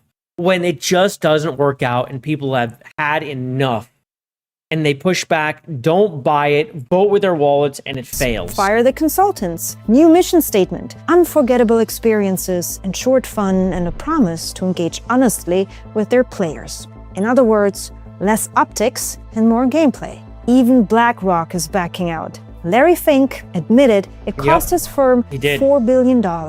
Ooh, god damn, $4 billion. Larry Fink, you think that might have been a bad move, buddy? Mr. I've got the money. Ooh, man. And he doesn't even use the term anymore. ESG has been weaponized by the far left and the far right, he said. I'm ashamed of being part of this conversation. Oh, he's ashamed. He created the conversation. They used that freaking PDF file. It's funny that it was a PDF file. But anyway, they used that thing in order to weaponize ESG. Of course, Larry's not giving up. He's just rebranding. Yeah, he's just rebranding, once of again. course. ESG investing seems to be getting a new look as the trend faced growing political criticism. But it seems there's still a lot of excitement focused on the E in ESG, just under a new name, God. transition investing. Same religion, new branding. And that, not Sweet Baby. That. Or just remember transition investing, everyone. It's something we're going to have to keep our minds on, our eyes on coming up. That's the real culprit in this Game of Thrones, branding. Because underneath every label is the same impossible promise, infinite growth in a finite world. But that's an impossibility. You cannot sell more copies than there are gamers. Than there are. God damn, there's Flintlock in there, dude. These are these titles, dude. The freaking look at the bombs in here. Let's see if we can see it. We got Flintlock, That was a disaster. Awaken 9 right here. Zentora Zhao. This Neo Cab. I remember this. What else we got in here? I can't really. Oh, there's Veilguard. Spider-Man 2. Reloaded. I can't really read some of these. Gamers. What a disaster. There's Dustborn. Sons of Midnight. And there are hours in a day. Holy shit. There's so many bad ones. And there's money in wallets. But every quarter, investors want more. So maybe the real transition we need isn't economic, it's philosophical. Because gaming wasn't supposed to need consultants and diversity scorecards, it was supposed to be simple and fun. An escape with hot women, with mysterious lore, and games without pronouns, just bosses and blood. And maybe, just maybe, that's where we're headed. Not because Sweet Baby failed, but because publishers remember one thing. That gamers aren't picky babies. They're customers. And the customer always wins. And we're always right, too. And we're always right. You might get some likes and clicks. You might get some likes and clicks on X, but you're not going to sell any copies to those people. That's the thing. Because the end, it's like, how much money did you sell? Like, let's just talk Bond right quick, right? Like, Bond is like on the cusp of, is it going to be good or is it going to be bad or is it woke trash or whatever? Like, it's walking that fine line, right? Where they clearly went in with the people and they ESG'd them, like they diversified the cast, 100%. But they didn't do much beyond that. They didn't overly uglify. They did do some uglifying. But for the most part, I think they kept Bond somewhat straight, but they diversified the group in a way that was unnecessary, all right? So you've got, like, instead of M, you have this H1B now, instead of, you got this Indian M, and they've gone in there and they've kind of, you get the 3 women you can deal with. One is, I guess you consider an actual bombshell. And then you got 2 that are just kind of, whatever. But it's not Bond all the way. Now, you know that because IO Interactive they're kind of heavy on this ESG, DEI, pride. I mean, they're heavy on it. Just think how much more successful they would be, especially on PC, because I do think PC players are more clued in to what's going on because I think they're more active on social media. I just do. Because I think they have their PC there so they can go X, Facebook, YouTube, and their games. It's all right there for them, all in one place. So I just feel like I just feel like they're more clued in. Or it's easier for them to be more up to date than console gamers. So I feel like if something's like that and it's kind of on the edge, it will suffer on PC. And what's interesting is 007 did suffer on PC. But we're going to get to some more 007 stuff soon enough. Oh, yes, there we go. There we go. Come on, why is this thing being a dink? But first, I would, again, let's just a quick shout out to the Informed Gamer, who, they get a like for me. If you want to check them out, the link is in the description. Check out their video or check out their channel, see what else they got for you, see if it's interesting. And shout out to them for the video. I thought it was pretty well done. They definitely left a few things out. Wings Interactive would have been a good thing for them to add. But, at the same time, like, it's 18 minutes. You don't want... Like, I know some people like the hour and a half documentaries, but there's so many people that are not going to watch an hour and a half documentary. Keeping this thing to 19 minutes... They put a lot of information in there. I think they did a pretty solid job, I'll be honest. You can't get everything in 90 minutes, but I think they did an all right job breaking it down and keeping it moving, and hopefully getting the word out a little more than it's already out there. Well, let's get to a little bit of a cleanse. Over here, we got Caitlin Bennett playing a little bit of the Wokies game on them. Let's watch. That's why you're wearing the fake glasses, so you can pretend to be someone you're not. Yeah. Like men pretending to be women. Can I genuinely ask why you're here? Genuinely, as Caitlin Bennett, not as, Amanda, Jenna, whatever the Why are you here as Caitlin Bennett? Your name is not Jenna. Please don't assume. I am assuming. I'm identifying as Jenna. Okay, but your name's Caitlin. Why are you here? No, I'm identifying as Jenna. She just said my name is not Caitlin. Your name is Caitlin. Caitlin, why are you here? Please respect me and my person. Jenna? My name is Jenna and my pronouns. They can't deal with it. Look at this little witch, too. God, she's nasty. But this is the thing. You play their game back at them and they're like, no, you can't be Jenna. You're Caitlin. How come Mike over there is telling me he's ginger? Are they and them? Respect it. If you don't, you're a bigot. I would respect your pronouns no matter what. I'm asking you why you're here. Don't call me Caitlin. I'm identifying as Jenna. That if you knew anything about gender identity, you would know that's not how it works. I'm identifying as Jenna. Absolutely is. Okay, yeah, I'm done talking to you. You don't understand what you're talking about. Why would you respecting me? You're a bigot. I'm not a bigot. I am. All right, guys, we have a bigot right here. Won't respect me and what I want to be called and what I'm identifying as. Because you're This is disgusting. She must be a Trump supporter. No. Oh, just like people who identify as a man when they're a woman pretending to be someone else, right? No. Oh, okay. That's literally a completely different issue. You don't know what you're talking about. I know. You're the it's one all with the low same. IQ. Boy, maybe read a book about she's gender. real up there, isn't she? She's telling her to go read a book. Oh, man. Oh, we do have James OP dropping a 5 up in here. Hold on. Let me get to that. Why can't I click it? Come on. Let me click it. There we go. We've clicked it. And now I have to go back down. Why is it doing this? Okay, there we go. James dropping a 5 in here. So they're making literal dog shit. No one wants to play. Dude, they are. Like, and when you're making it, you have to know, right? At what point do you not know that they have to know it, right? It's crazy. $100 million flops causing studios to close. But sure, blame gamers for not wanting to eat shit. Exactly. And that's the thing. It's like with I'll bring Marathon up again. We all know it's shit. You can look at Marathon and know it's shit. You can play Marathon in any what was it, the server slam, and immediately it was like, this game doesn't feel right. It's not right. It doesn't feel right as an extraction shooter. Anyone who plays extraction shooters knows that game's a mess. It's shit. You don't have to eat the entire plate of shit to know it's shit. Just like with these games that they're trying to give us, it's clearly they're garbage.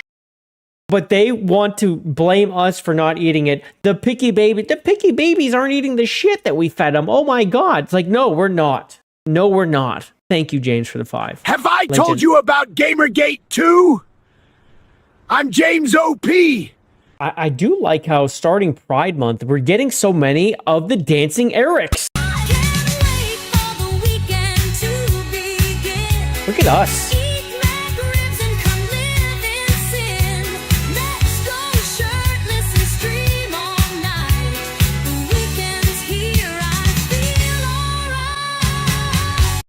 Okay, I have to reload the chat. I think the chat is it's gonna freeze on me and die any second. I can just tell. I cannot move the chat around. It's broken. Hold on a second. Oh yeah, it doesn't want to reload. It's gonna reload for me and then it's gonna crash. It's gonna be one of those days. It's gonna be one of those days. See if I can fix this. All right, let me see if I can click on this normal. Okay. Oh, I might have fixed it. We might be good.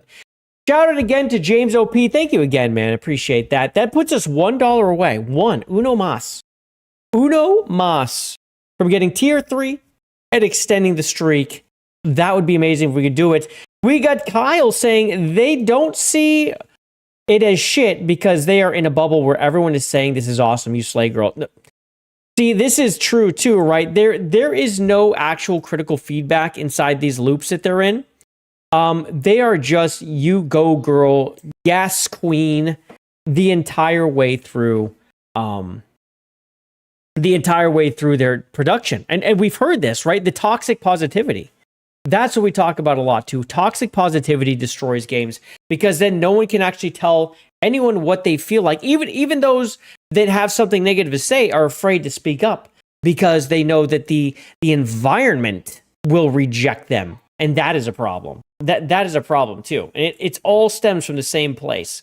Well, I got this video right here. Check this out. This is an elephant and a honey badger. And this honey badger, I mean, he wants a piece of this elephant, man. Check out that honey badger. He's coming for him. He is actually running at this elephant. Oh, he's gonna kill it. It's gonna kill it. It's gonna kill it. It killed it. So there's the honey badger. He just got stomped on by an elephant. He stood on it. Yeah, he stomped on it. Now what is he going to do? It's bitten. It's what? It did bite the back leg. Did it? Ah, shit. Oh no. Damn. This is so wild. Nature's scary. Oh. Oh. Look at this little bastard. They'll recover. There's pretty funny Aussie man who reviews a version of this. Oh, yeah? This little bastard got back up. He got back up. He's dazed, stomped on by an elephant, and he stood back up. He's going back at the elephant. He just got kicked. Mind. And now he's this is what an elephant does when they're trying to kill something. When they start that scuffing thing, they're trying to smash it into the ground. Look at him. Oh, no. He just smashed him. He kicked him over here. Yes, you're a clever boy. Oh, God. And he just got up. Dude. I don't know if you can see this. When he comes and hits it with his trunk, it actually just runs at him. Look at it. It's running at him, and he kicked it again. Go away. Go on, go. Aren't they Dude, this badger's crazy. God damn. And it's still going. Well done, Ellie. That was extraordinary, wasn't it? Dude, the honey badger literally healed itself 3 times in front of us, stood up and ran at the elephant again. How is that a thing? It's so little. It's getting stomped on, smashed, hit with trunks, legs, and it just kept getting up. I guarantee you that thing got up and it was fine. Maybe the elephant was too far and you couldn't find him. That is absolutely crazy. You've seen the same thing at a Waffle House? Jesus Christ. There's a Red Dwarf episode where they end up on a spaceship where criticism is illegal and it's funny as shit. I haven't seen any of the Red Dwarf stuff. I've heard pretty good things. I know Will the Fans pretty much reviewed the entire series on his show, but I've never watched a thing. I don't even know where to watch it. Is it just a YouTube show? I actually have no idea. It looks like a low budget kind of like YouTube show. Likely it has rabies. I wouldn't doubt it. But I guess it's possible. That thing's absolutely insane, dude. It's fucking crazy. Anyway, I just thought that was really something. Ladies and gentlemen, it's Pride Month. Ladies and gentlemen, welcome to Pride. It's June 1st. I'm glad you could be here with me to celebrate. We have our yearly entry from Halo. Incredible to see. Saying, wear your hashtag Pride all month long with Unity armor, coating, visor, and emblem available in the Holo Infinite Exchange, which means you can go and purchase it. Look at this. Oh my God, it is so ugly. Let's pretend Pride didn't exist. Just pretend Pride didn't exist. This is hideous. I can't believe that they do this, man. That they actually make... Every time they have a monthly skin, it's one of the most hideous things I've ever seen. These are awful. These are awful. But again, it's virtue signaling, and the comments... oh, wait, have they blocked me? Tell me Halo blocked me.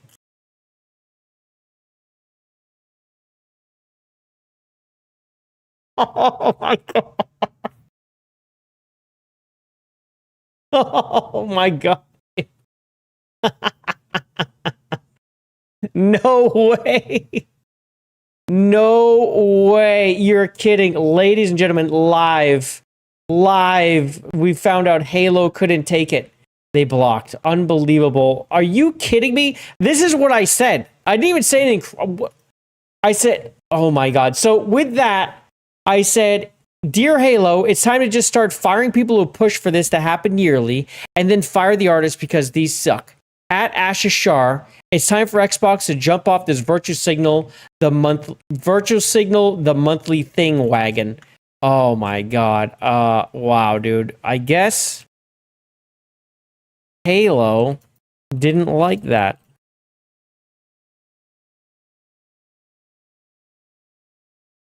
Wow. That's an unlocked achievement right there. That's an unlocked achievement. Ashishar didn't block me.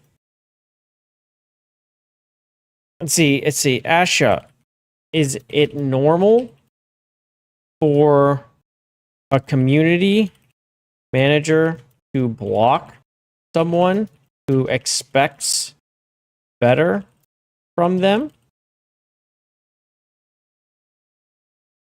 Wow, that's crazy. I pissed off the Fruit Loops, dude. This just proves the kind of people who are running this show. What a fucking disaster. We also have nobody who shouted out, said, "This one, which one is making more money at Ashishar, at Xbox? Theme, right? Or this?" I think we all know. Asha directed the hate bot at me? Maybe. It's possible. It is possible.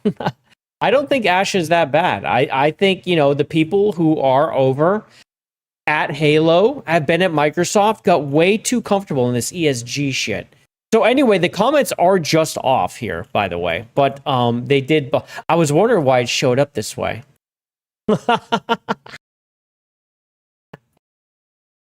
Oh my god. That is so funny. There we go. Anyway, yeah, so this doesn't make money. This doesn't actually get anyone's attention. No one actually likes this. There's a very small, minute population that actually approves of this. Everyone else is like, get this shit out of my games. And that's why Steam generally keeps winning, even with their raising their prices recently. They keep winning. But yeah, go F yourself, Halo. Go F yourself. Fix yourself. Twitch has come out. We knew Twitch was going to do this. They cannot help themselves. This is a California company. They're going to do this constantly, every single year, every chance they get. I have not watched this video. I am certain it contains horrific pictures of people. Let's see. It's Pride, and our Pride Unity Guild streamers are serving you charisma. They're pug, right? They're pugs, yeah. They're going to serve us charisma, uniqueness, nerve, and talent all month long. Who are these people? Let's see.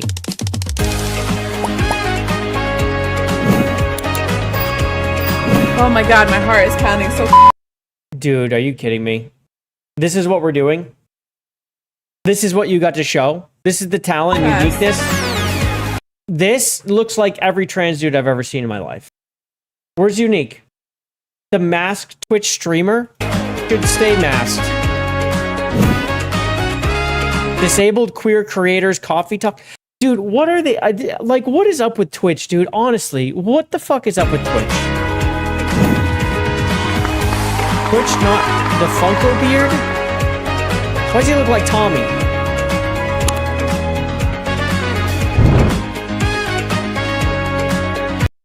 The Pride Guild Marvel Rivals Tournament. You have to be gay to play. Is that it?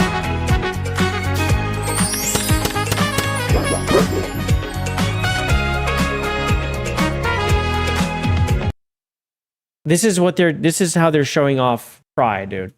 This is horrible, dude. What a mess. What a mess. That's awful. Let me play something for you.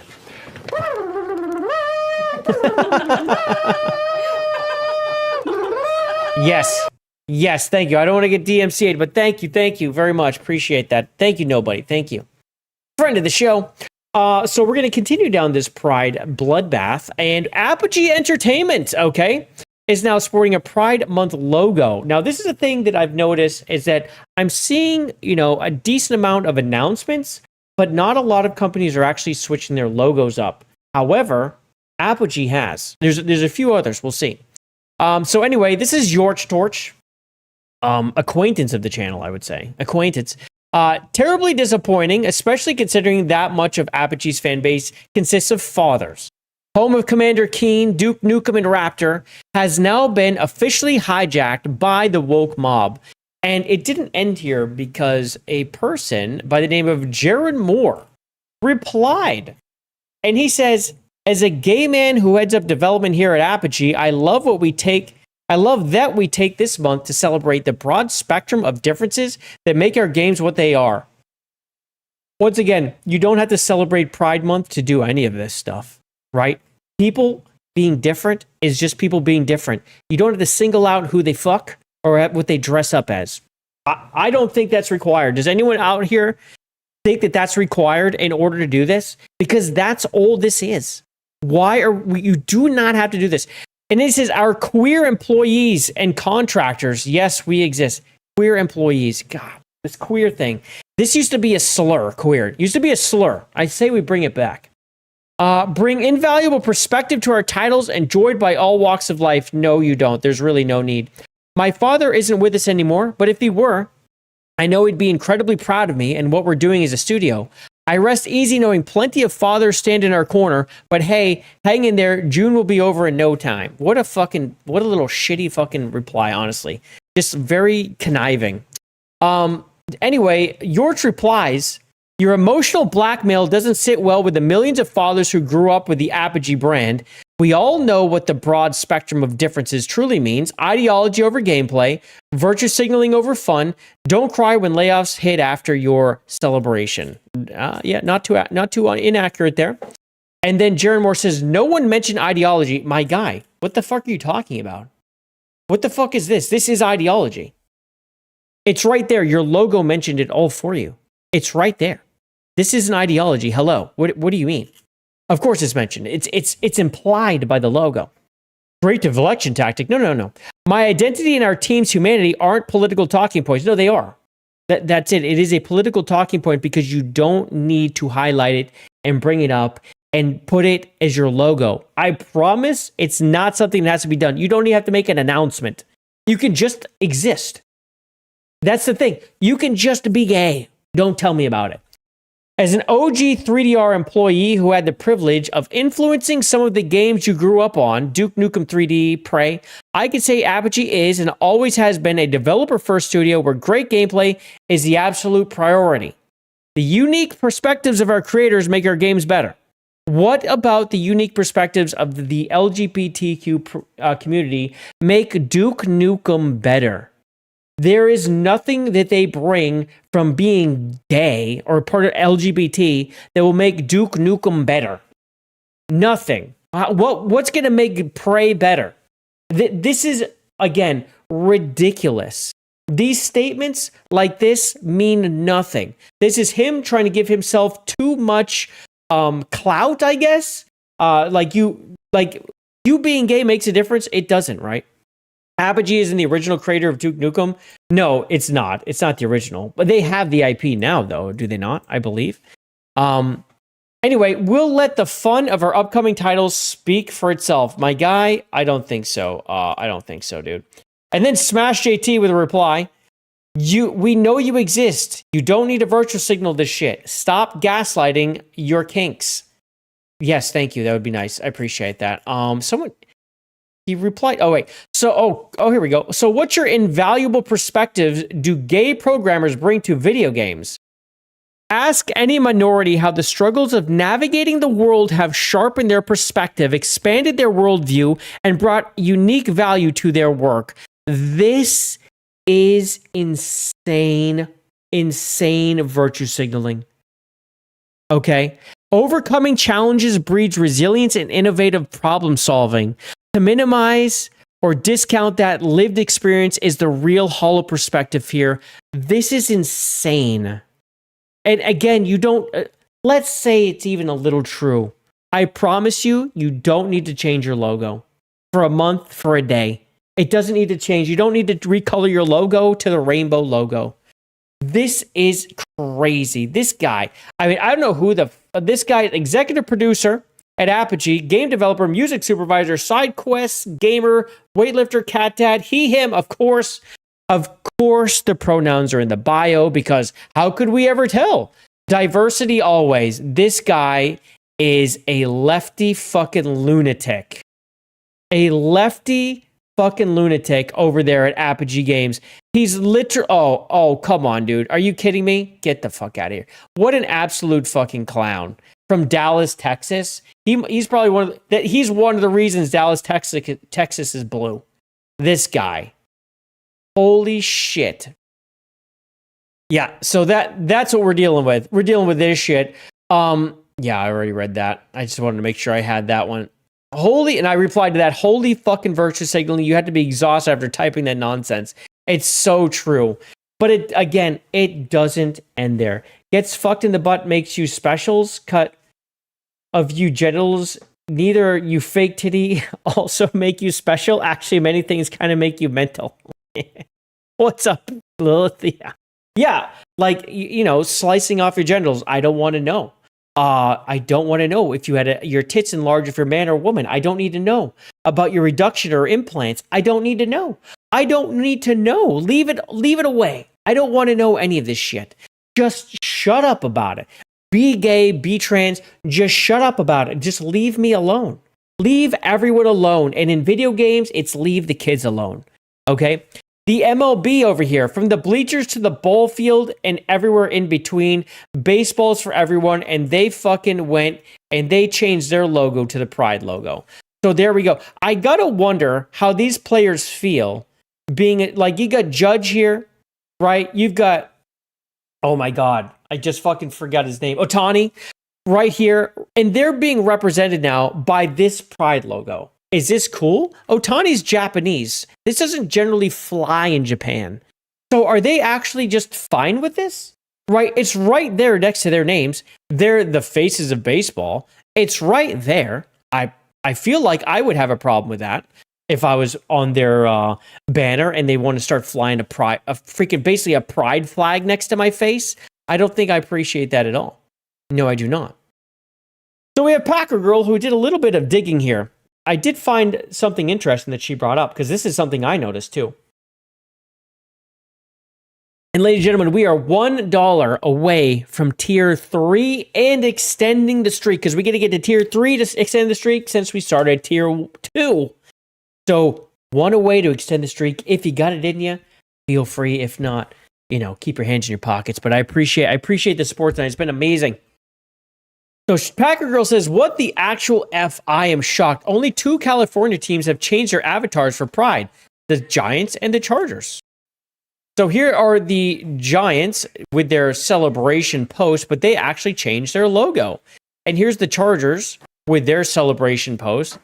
And they changed their logo, but with the 49ers didn't. I was actually looking up the NFL teams. I couldn't find any except for the Chargers that did it. Unless there's more now. Who knows as the time went on. And we also have the Dodgers here, who didn't change theirs, which is also kind of crazy. Because the Dodgers are super into Pride, bro. Super into Pride. Like they're the ones who like bring people into their stadium that don't belong there. They will do that. Yeah, this is wild. So here we go. Yeah, they didn't do it. Golden State Warriors didn't do it. The Athletics didn't change theirs. Then it was like they're making these posts, but they're not changing their logos. So, we're seeing a shift where they're going to make the one post on the first and then leave it alone.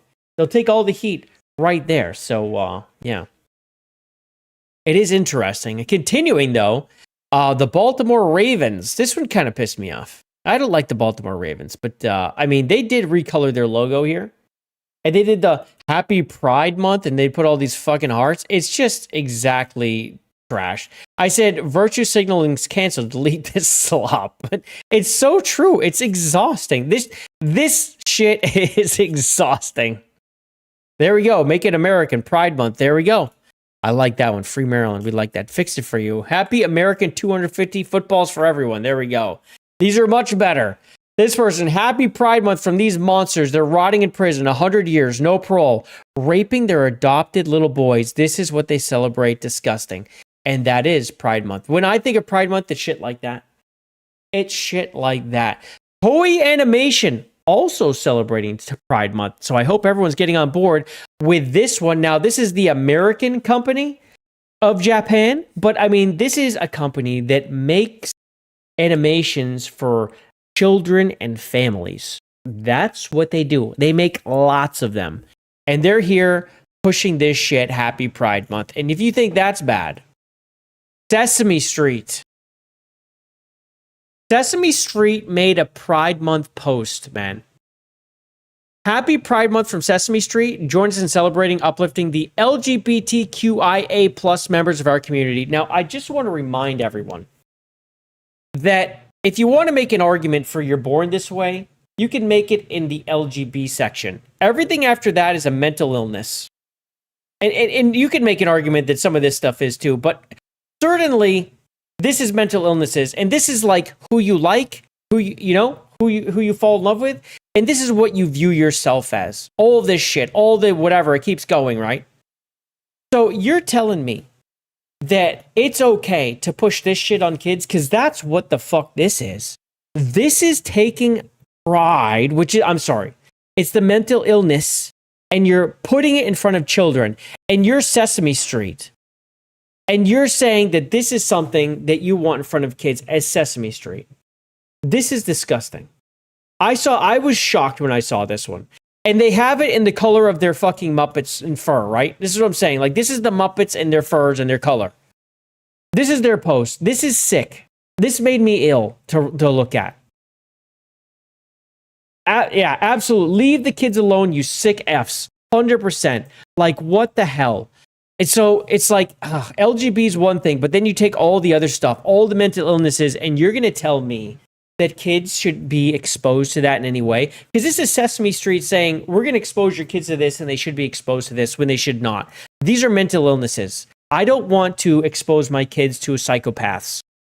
Come on. And that's exactly what this is. It's just sick. And then we've got DC. Dark Legion. I mean, DC is cooked. We know it's cooked. We get something on that next. Different Paths, One Pride, June. DC superheroes and supervillains stand together in celebrating of identity, acceptance, and the strength found in being yourself. No. You're usually many people. There's too many they, them. So those are many people. Each person is many people. Yeah, so this isn't too crazy, the picture, but the statement, once again, and it's DC and they're a mess, and there's this. There's this, ladies and gentlemen. DC Comics introducing transgender Wonder Woman in Justice League Dream Girls, a DC Pride event, #1 on 6/3. Now, if anyone's familiar with the trans character on DC called Dreamer, she is going to be dressed up as Wonder Woman in this book. Now, we all know why they do it, okay? And that's really the thing. It's not that we have a brand new Wonder Woman and she's trans, right? It's they're taking Wonder Woman and they're going to disrespect her and they're going to turn her trans in a way. They're going to take someone trans and put her into Wonder Woman's outfit. And that's what they're going to do. So they're taking Dreamer. Dreamer's going to do her dream thing or whatever the hell, and she's going to be wearing Wonder Woman's outfit. There's a reason for it. It's as with DC, it's always to take them and disrespect the heroes, disrespect people we like, and to undermine fans. And there it is. And that's what it's going to be right there. So just be prepared. That's coming on the 3rd. There's some people that said they already read it. I just kind of question how they've already read it, unless they're in some kind of early release thing. I had some guy trying to make excuses for this, be like, no, it's Dreamer, it's a dream. I'm like, yes, I know. It doesn't matter. They do it for a reason. They write this in order to slap the face of the fans, to rub this in their face, and then to push this ideology on people. And then they can see themselves as Wonder Woman. That's all it is. One page is all it takes, because then they will take that page and they will run with it. We understand. Wonder Woman has already been played by a trans. Gal Gadot is trans. Look at that forehead. Oh my God, no, come on. Gal Gadot is not at all. Get out of here. Shut up. This is the one that I had to block him. I'm not Mr. Block happy. Opera put this out. And of course, they made a nice big picture of their fucking icon of kissing, just happy Pride Month, gay kiss. I was like, yeah, I'm blocking you and I'm stalling. So that's it. Opera's out of the house. It's done. It's gone. And blocked them. I can't with this. This is just so overt and so sick. Get the fuck out of here, man. Look her up, side view pic. You will see. Dude, shut up, Kyle. Shut up. Shut up, Kyle. I won't take that. Now, we do have some interesting things here I want to go over real quick.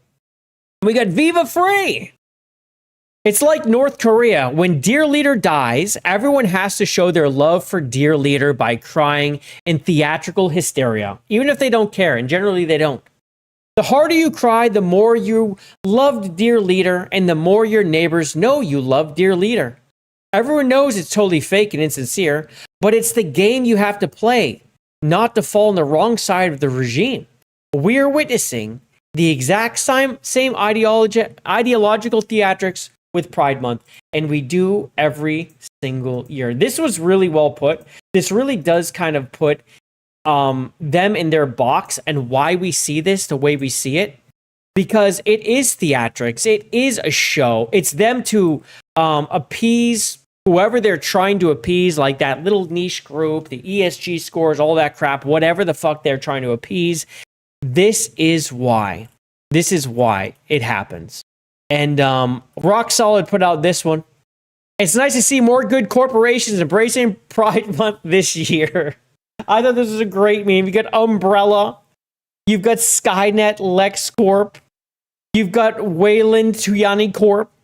You've got Mishima, Aperture Laboratories, Black Mesa, SCP, Mom's Friendly Robot Company. We have so many good ones that they fucking put the rainbow flag on. But of course, these are the exact kind of companies that would actually do this and say they're doing it for the cause. But we all know it's for evil. Evil. Yes, red ribbons in here, red ribbon. This was so good, man. This was such a good one. I love this. I love this one. But yeah, Pride, it's coming for you. Ladies and gentlemen, I hope you're prepared. June has just begun. And while we were doing that, we had, look at this guy showing us his peach. James OP showing us his peach. For the 149, this right here puts us over tier 3. We have hit tier 3. We've extended the streak now. We're going to be the rose-colored glasses. Shout out to James. Have I told you about Gamergate 2?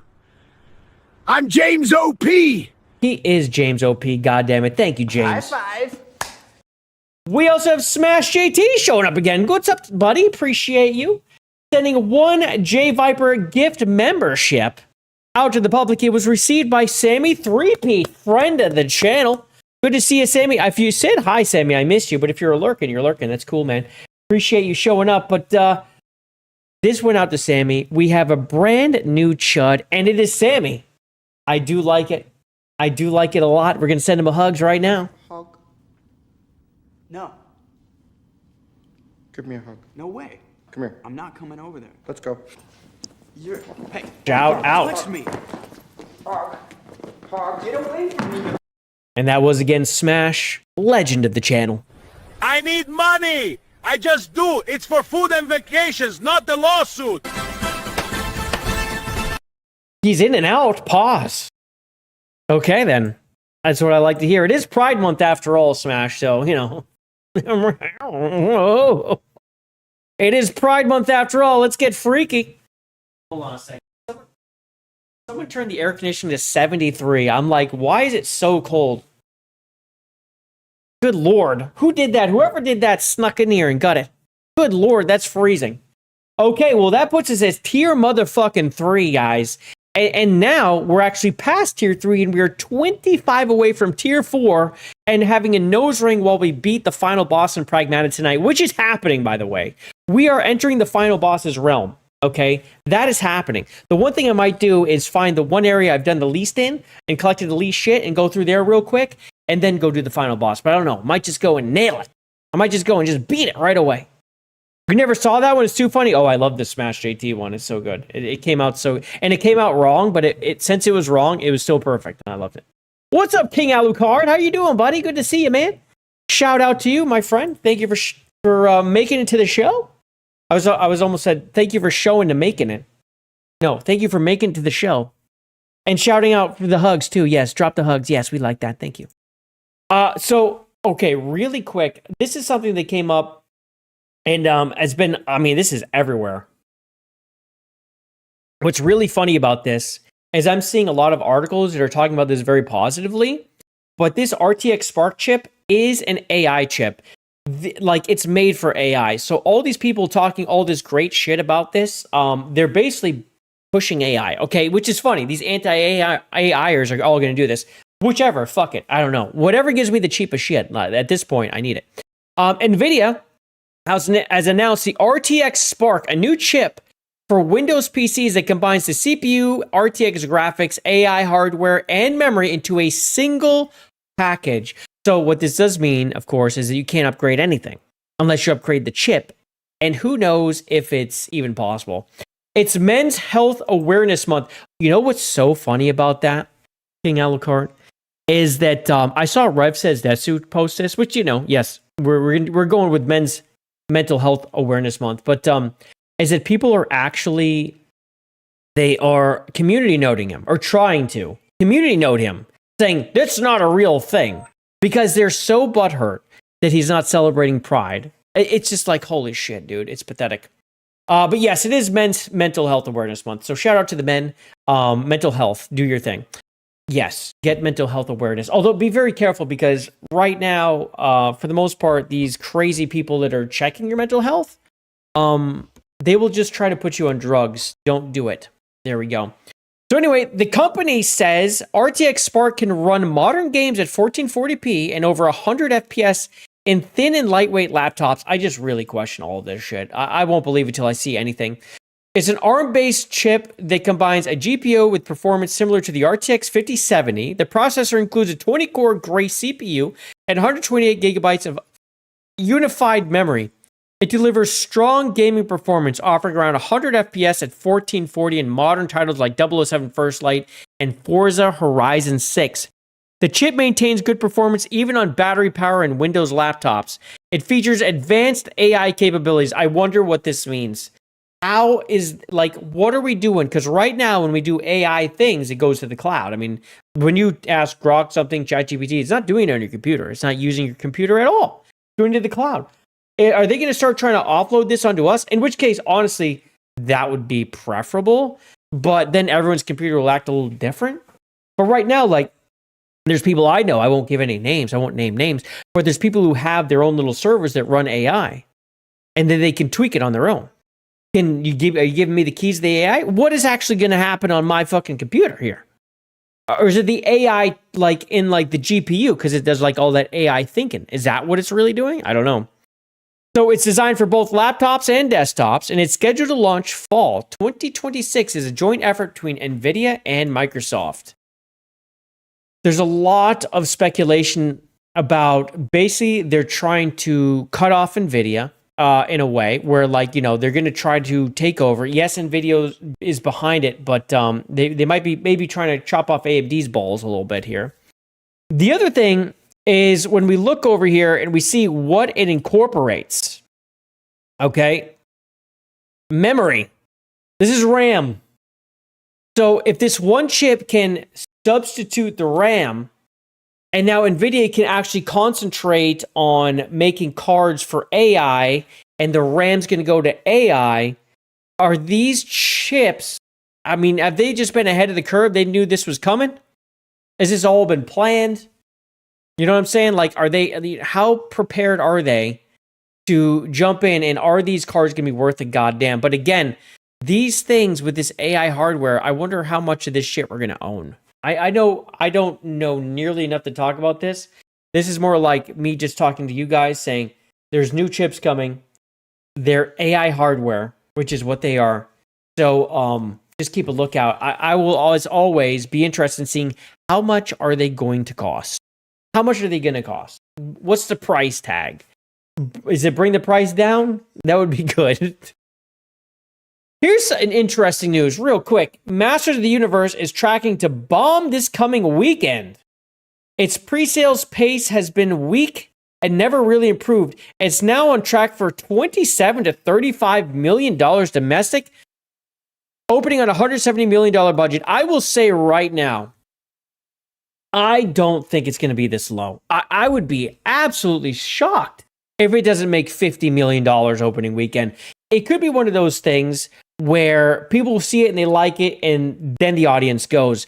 This pre-sales is shocking. I thought for sure people were going to be getting out and watching this movie. It looks like it's going to be kind of like summer blockbuster-esque.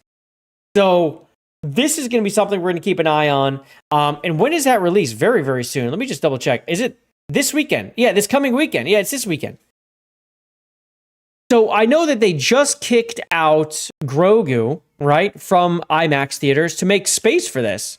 So if they did that, but this thing's already shooting this low, I mean, was that even the right move to make? Although Mandalorian Grogu, it did so bad the first weekend, but it tanked 70% the next weekend. So, I mean, they weren't making goddamn anything. But holy shit, if this doesn't do 50 million, I will be shocked. If it does less than 35, this is going to be mind-boggling. I can't imagine this happens. I can't imagine. I think this is one that people are going to go see. I do think people will go see this movie. I will be shocked, bro. I'll be fucking shocked. James with the $10. Fucking James. Jesus Christ, James. This is insane. Just so anyone knows, just keep everyone on track. This puts us 15 away. If I got my math right. Yes. 15 away from tier 4 for Pragmata. Wearing a nose ring against the final boss. Jesus Christ, James. Holy shit. That's wild, dude. Thank you very much. But at the same time, James has this to say. Jay, the Spark is the same exact machine in my AI machine. They are lying. These are frame gen 100 FPS. The RAM speed is the same as a GTX 1070 from 2016. It's going to run games like crap. It's an AI. So I'm not crazy. So when I saw these numbers, I thought they seemed fucking wild too. RTX 5070. So you're taking it's more like a GTX 1070? I mean, are these really the exact same RTX Sparks though, James? Like these are the same ones? There's not like an upgraded version? If they're running that, dude, I hope it's an upgraded version of the like there's different Sparks, right? Have you I'm sure that but the thing is though is James knows his shit when it comes to computers. That's wild. If they're trying to push that in our laptops, I mean, that's an e-machine. 100% the exact same version. Holy shit. Well, that's upsetting. Because I was actually trying to see a little bit about that. Because I'm up for a new laptop. I'm like, all right, this new shit's coming out. Maybe I'll take a look. Although for me, my laptop... so you guys know I'm writing a book and shit. I want to be able to take it on the go. I want to be able to, like, when I'm taking my daughter to volleyball, my son and daughter to volleyball, it's 2 hours. I would like to be able to work on it. Right now, my old laptop can't do shit. It cannot connect through my phone to the internet. So I can't go on my docs. I can't do any of that shit. So it's like just a huge pain in the ass. I want to be able to write on something that actually, and the thing's so fucking old. So I just need something that can get me there, even if it's a little one. Something that can actually communicate. It actually has something, that can be updated. This is like some old ass Chromebook that I have. It just can't do it. It's a piece of fucking shit. I mean, it can't do it. It's a Chromebook, for Christ's sake. But, I mean, this thing right here, that what you're talking about, I mean, this is...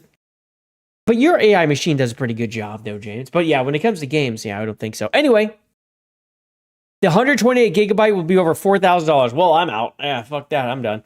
Well, let's celebrate James's 10 with a green.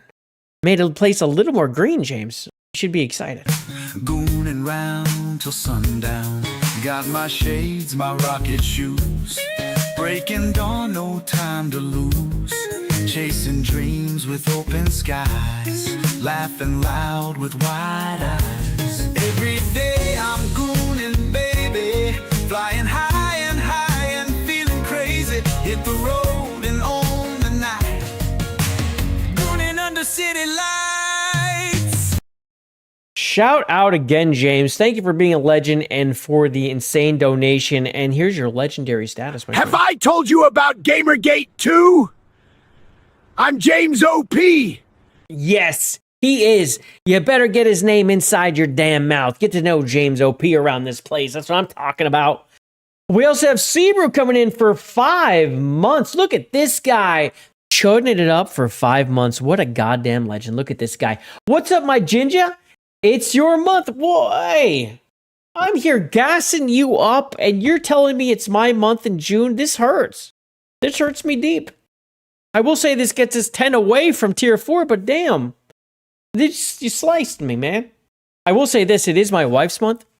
My wife was born in June. She hates this shit. She's like, they took my month away. They ruined June. I'm like, that does suck. But hey, I was born in December, so Christmas stole mine. At least mine's godly. But shout out to you, Sebrew. Thank you very much for making it for 5 goddamn months. Let's celebrate some Sebrew. Give him a hug. No. Give me a hug. No way. Come here. I'm not coming over there. Let's go. Hey, don't touch me. Hog, get away from me. Shout out. You were born.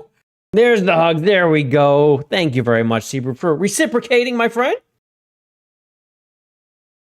You were born in June as well and hate the Pride Month took it. You dude, so you're dealing with her shit. Yeah, she can't stand it. She's like, God damn it, they stole it.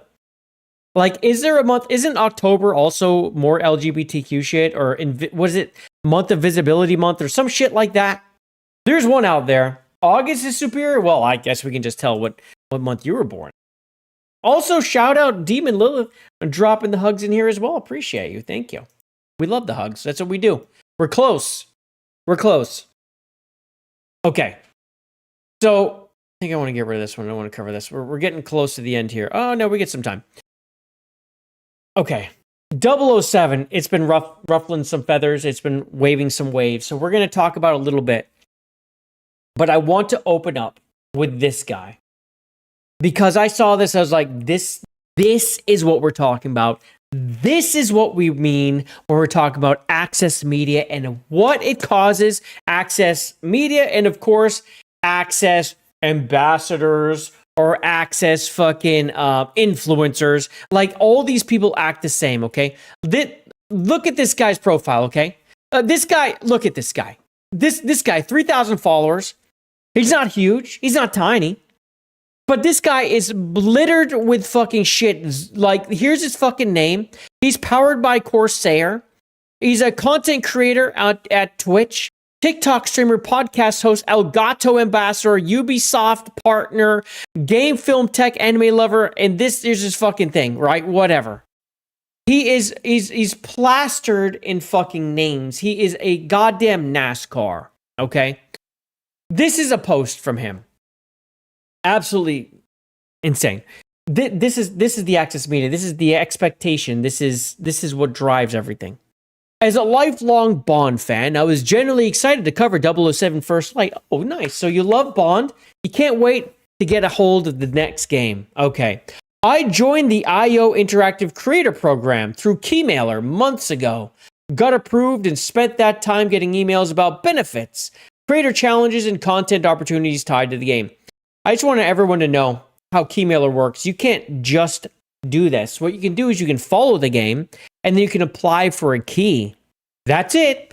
Anyone can do it. Literally, you can do it. You could make no videos and go and you can apply to this thing and follow the fucking game. You right now, who's made no video, I mean, some of you have, clearly, but you made no videos, maybe you don't even use X, maybe you just don't really use social media, you just view things. Nothing wrong with that. But you can go to Keymailer right now and join this fucking program, okay? Anyway, these are the benefits from being... Anyway, so what it actually turned out was to make promotional content, earn invisible points, and then maybe win a key. No transparency, no tracking, no clear requirements. Then launch day arrives and simply, winners have been chosen. Again, the way they choose these things, it's kind of, they just look at your channel and be like, are you worth our fucking time? And you know what? It's almost Pride Month, and you're white. You're not getting a fucking thing, Zombies Love Bacon, and you should sit down and accept it. You get nothing. You get nothing. I also found out there's also a separate official IO Creator dashboard plus Discord program. Join that too. Approved there too. There's no approved. They're just saying, yes, that's it. You're allowed to see the content. Same result. No key. He's not getting his key. The precious key. Loves James Bond. Oh, let's go back again. Lifelong Bond fan. Excited to cover 007 First Light. Okay. Nothing can cool you on this. Okay. I don't think every creator deserves automatic access, but creators do deserve clarity. Tell people ahead of launch whether they've been approved or declined. Not leave creators hyping your game for months, thinking they're doing the right thing, only to be left empty-handed on launch day, deciding whether to cancel plans or spend $100 out of pocket just to deliver the content they promised their community. Why would you need $100 in a $70 game? What the fuck is he talking about? Guys, this right here is what Access journalism, Access influencers looks like. You owe me this thing. I was excited. Look, Look at this again. I've been hyping your game for months. That should have nothing to do with you getting a fucking key. Your access should not be tied to this, okay? You just want the key because you're hyped for 007. That's where the hype comes from. No, he was hyping the game because he wanted a fucking key. So he was throwing shit out to his followers and he didn't get a key. So now he feels burned. That's it. So he thought he was doing the right thing by hyping the game for months. And now he's empty-handed. And now he doesn't know if he should spend $100, $70, by the way. I don't know what the fuck he's talking about. Honestly, I've made my decision. The whole experience left a really bad taste in my mouth, and it's why I won't be doing any content around First Light. My God. The man hyped up the game because he was a lifelong Bond guy, except he hyped it up because he wanted a key, didn't get the key, now he's not doing any content for it. That's fucking pathetic. Let's see if he did any content for it. Oh my God. I've been using Scuff controllers since Xbox 360 Call of Duty. Scuff, scuff, scuff. This never happened. Let's see. I just came out of an early screening of Master Universe. There we go. Thanks, Sony Pictures, for the invite. Jesus Christ. This guy's a fucking shill. Look at this shill. And there it is. He does not tweet much, but when he tweets, it's shilling or complaining about shilling. God damn. God damn. But I will take a look at this. SteamDB, my friend. SteamDB. We're looking. Bond has now hit 71,000 peak. It's not great, I'll be honest. It did go up over the weekend. I did think it would go up, but I mean, it already peaked at 68. It barely went up. I mean, it had a better Saturday and a little tiny better Sunday. It's not really moving a lot of copies on Steam. That's what I'm talking about. I don't know if this game's really moving very well. They talked about 1.5 million copies in 24 hours, but I'm starting to think that might be it. It really hasn't moved a whole lot. They have not announced 2 million. 1.5 million in 24 hours, great announcement, okay? But that's pre-sales, people were buying, and I could see beforehand that people were buying this game. So I was like, oh, it's doing pretty well in pre-sales, because it was like number 5, number 4 on Steam. And pre-sales. I'm like, all right, this thing's moving copies. It's not crazy. It's not like RE, Resident Evil, or Crimson Desert that were number 1 and holding number 1 before they even released. 007 never got number 1 as far as I saw. I don't think I ever saw it get number 1, unless I just missed it, but I don't think I did. It never really moved a bunch of copies, but holy shit, it's really hurting. Now, I will say this. When we go and we look at game tracking, let's go over here and we look at PlayStation. I believe a lot of the copies that 007 First Light is selling is on PlayStation. It's still number 1 over here. So I just think, again, this is what I talked about earlier, where I think people on PC are just a little more plugged into what's going on. They're a little more plugged into the diversity, equity, and inclusion that they had clearly in this game. They did. It is. Do I think it's a woke trash game? I don't. But do I think it has some woke elements that could have been avoided? I do. I absolutely do. And I think that hurt the game. And on PC, I think it hurts the most because, again, PC, I think, is the most plugged in on this stuff. But again, console, PlayStation, I think it's doing pretty well. It's still number 1. It's definitely still moving copies. And if you're beating 2K26, which has been king of first place since forever, since a release, the only thing that unseated it was Crimson Desert that I've seen. I think WWE did for a little bit, but 2K26 has been holding number 1 and been flip-flopping with like Fortnite. But generally, it's always in the top 3. If you're passing this, you're making real money on the platform, right? These two are the barrier, right? If you pass either one of these, you're making real money. First Light's making real money on PlayStation. That's my belief. Anyway, I don't think it's doing great, but it is doing something. LG made a really great post, a friend of the channel, Lawrence LG Gilmer. You guys can see him in the chat. It's 210LG. You'll see him in the chat as that. It says, can anyone else see the problem here, or is it just me? One gets called Goonerbait, and the other gets called Bombshells. It's almost like one is approved. Don't mind me, just noticing. So yes, exactly. We got Eve here, glorious, completely glorious, and she gets called Goonerbait for simply fucking existing. Meanwhile, modeled after a real person, by the way. And we had people call these ones Bombshells. Now, this isn't a great picture. of this one. This is the hot one. Actually, is it this one?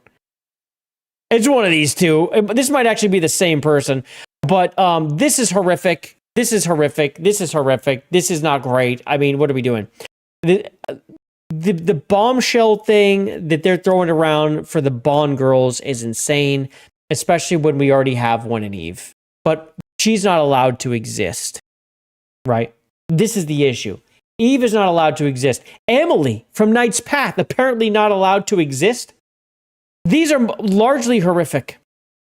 Some of them are just bad pictures. We understand. We know the point they're trying to get across. But there's only really one or two really like excellent characters, female characters in the new Bond, which is, again, what are we doing? Halle Berry has no equal in Bond 007 First Light at all. None of them. None. Not even close. What the fuck are we doing here? What are we doing? Meanwhile, if we had Eve in there, we'd be talking. But she's not allowed. She's not allowed to exist. Anyway, that's Bond, and I don't really know what to think about Bond too much. I just think it's such a fence-riding game where they just try to play both sides of the fence that it's a little frustrating. And it's created a lot of hostility because there's people like, that's not woke trash, and there's people that are. I don't think it's woke trash. I think it has woke elements that are frustrating in it. Let me see something real quick. Okay. James OP sent me something. James with a 20. James with a fucking 20. Goddamn James. Jesus Christ, this man. He's put us into tier 4. We're blasted through tier 4 out of our fucking mind. I'm going to be wearing a nose ring fighting Pragmata's final boss. It is what it is. It is what it is. Thank you so much, James. I appreciate you, but I don't appreciate wearing a nose ring all that much. It's not very comfortable, but it's harder to get it in. Once it's in, it's not so bad. It says, Tara, what? I sent you an image of the machine specs side by side. So we're talking about the RTX Spark. Okay, so James has sent us a comparison of the machine specs. So let me go ahead and pull those up real quick. He DM'd them to me, so let me go into my super secret section where I can go pull this up. Okay. Here we go. You watched Vera play it, and it was a weak sauce game. Did she play 007? I watched Hypnotic play a little bit, and it just looked all right. I know, I think it was Disgusting. Ooh, I could be getting him mixed up with someone else. It might not have been Disgusting. It was someone else. No, I can't remember who now. Someone else had played it. It was pretty disappointing. There's someone showing off one section. It's like, it's so badass. You're killing all these people. He's like, I stealthed this area. It was one of the biggest jokes of a section ever, where like there's this very big area you could stealth through or fight through, and he stealthed through by walking in a straight fucking line and walked right through it. And this was not in the beginning. This was near the end. Pathetic. That's pathetic. Like, what are we doing? Stealth games that are easy at the end of the game. Absolutely pathetic. He's like, who designed this? You make female characters for more than 2 decades. All right. But anyway, before we get into this, let us celebrate James and the $20 make you holla. He just shook up the chat, ladies and gentlemen. Yes, he did. We're gonna get rid of this. There we go. Enjoy it. Enjoy the whole thing.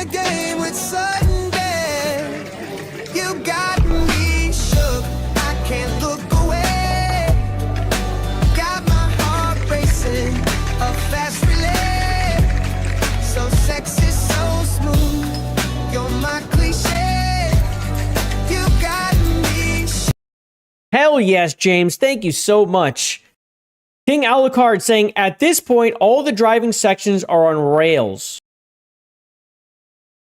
So, the driving sections, like they're like these escape things, they do seem pretty on rails, man. It's just like, you can bounce off things, you can't really fail. I'm sure there's fail states, but it's very hard to hit them. I think it was just, those are cinematics that you can move. You know, that's kind of how I view them. They're not the gameplay. They're just to make you feel like you're part of the cinematic. Honestly, I just kind of feel like they're bullshit. It's just nonsense. Yeah. Is there a fail state? Who fucking knows? But does it matter? because it's almost impossible to fail anyway. Yeah, it's dumb. They were praising their drive. I saw people praising the driving mechanics as well. Maybe if you're actually driving, the mechanics feel good. But then all of a sudden, the no fail state in the driving mechanics also just straight up take away from it. Like, maybe it feels great when you're driving, but at the same time, it's like, if there's no real fail state, what does it matter? Okay, like, why did you design this with no fail state if it's actually made so well? It's kind of silly. Like, you would have the no fail states if something's not great. It's just more of like, oh, you're just kind of pushing it left and right, and it's exciting, exploding. But instead, they put this gameplay that's actually useless. What's interesting is, you know who else praised the driving was Endymion. And one thing that happened was Endymion released a review of 007 and deleted it. I was halfway through watching it and listening to it, and he deleted it. And it hasn't gone back up at all. I know he got some heat for like saying it was a pretty good game, but goddamn. I was disappointed he deleted it. I don't know if he's put it back up, but I've checked a couple times. And I don't think he has.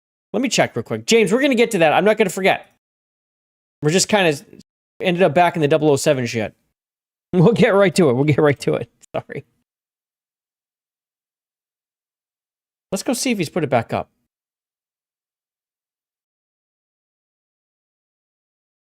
Nope. It's not here. It's gone. Wow. He never put it back up. It's gone. It was like I was wrong or something like that. Okay. Well, I guess I think he got a lot of blowback for it and he just fucking deleted it. He was, not happy with that. Okay. So Endymion did delete it. I wish he stood. Honestly, so here's the thing. Endymion got a key. People give him a lot of shit for it. Your Church was all over his ass. There's people all over his ass saying, oh, you just got a key. That's why you like it. Endymion has gotten keys before and disliked things. Remember, I think one of Endymion's posts on X, does he even have it here? Oh, for God's sakes. Can you have all your links here? Can you guys get your shit together? My God. We'll go over here. One of his, not one of his, but his pinned post on X is when people didn't believe him. Yeah, because Alyssa lied their asses off and said he didn't get a Final Fantasy Tactics key, which he absolutely did. He gets keys all the time.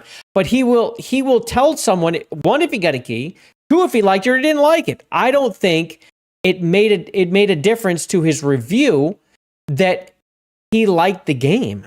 I just think he liked the game. So what's the point? So here's the thing. Like, I think people are too knee-jerk on the key thing. Keys mean almost nothing. They don't. But don't you want companies to start listening to people like Endymion, people like Hypnotic, Smash JT? Don't you want them to give them keys and start? Because that would mean that there's an open dialogue between us, right? That means they're listening to us. They care about what we have to say. Because right now they're listening to the influencers, right? The influencers in games, not to the voices of gamers. We are the voices of gamers. People like us, people like you guys in this chat. If I was to get a Bond key, or they were to be offered to me, I would think you'd want me to play it so we can actually go check it out, shit on it if we need to shit on it. Because that's exactly what we do. I've gotten keys. Oh, I've gotten tons of keys in the past, guys. Tons. Not like in the last few years. I've gotten a couple. But I don't even try. I don't even try to get them. Once in a while they'll be like, hey, you want to try this? But like, when you get a key, it means you have an open dialogue with the company. I would imagine that we would want this. So why are we pushing so hard against it? It's only because he liked it. It's only because he liked it. If he didn't like the game, I think he would have told us he didn't like the game. I think he would have said he didn't like the game. He's done it before. I just think it was weak of both sides. 1 week of Endymion to step back and to delete the review and not stand behind it. Just let the fucking review be up there if that's how you really feel. Unless there was something wrong with the video and he has to fix it. Okay, maybe that's a thing too. But two, people giving him shit for it because he got a key. Jesus Christ, get a fucking grip. Get a grip. It's a key, guys. Get a grip. We got people like that other dude we covered. That guy's the guy who needs the key, but he was busy hyping the fucking game up all the way up to release. I do understand it though, like, integrity. You want to see that there. You don't want people to just get free shit all the time because then, like, are they hyping something because they're getting free shit? I understand. But man, at the same time, like, if you're dealing with developers, I feel like you want people like us, like Endymion, Smash, Hypnotic, etc., to have conversations with these people, to have a dialogue. Because the fact that there wasn't one for so long is one of the reasons we are where we are in gaming right now. They see us as outsiders when we are the many. And that has to end at some point. It's frustrating. That shit's frustrating. People should not have jumped on Endymion like that. If you trust them already, then that should not break your trust. Just because you got a key, god damn it, people, you don't understand how anything works at all. It's frustrating. Okay, now let's get to James OP's thing. Sorry, James, sorry. Okay, so here are the... Okay, so this the DGX Spark and the GX10, the RTX Spark N1X versus the RTX 5070 and the RTX 5090. This is 5070, I think, is the one they tried to compare it to and said it was close to. So here's the CPU. These are the same, but then we get a host CPU required. So this has a 20-core ARM Grace. All right, that's what's in these because it's all one piece. These don't have one, clearly. Blackwell is the GPU. The cores are mostly the same till you get to the 5090, which is a lot more fucking cores, and that's AI. I mean, this is that for that AI shading bullshit they do. That's my belief. I believe so. It's because the more cores you have, the more multitasking you can do. Memory type. Okay, so this is their unified memory, and this is the GDDR7. Memory capacity up to 128 gigabytes, and this one's 12 gigabytes and 32 gigabytes. But this is, again, why is it this much? It's because it's combined. Memory bandwidth, way less. Way less. 273 gigabytes a second for a combined chip.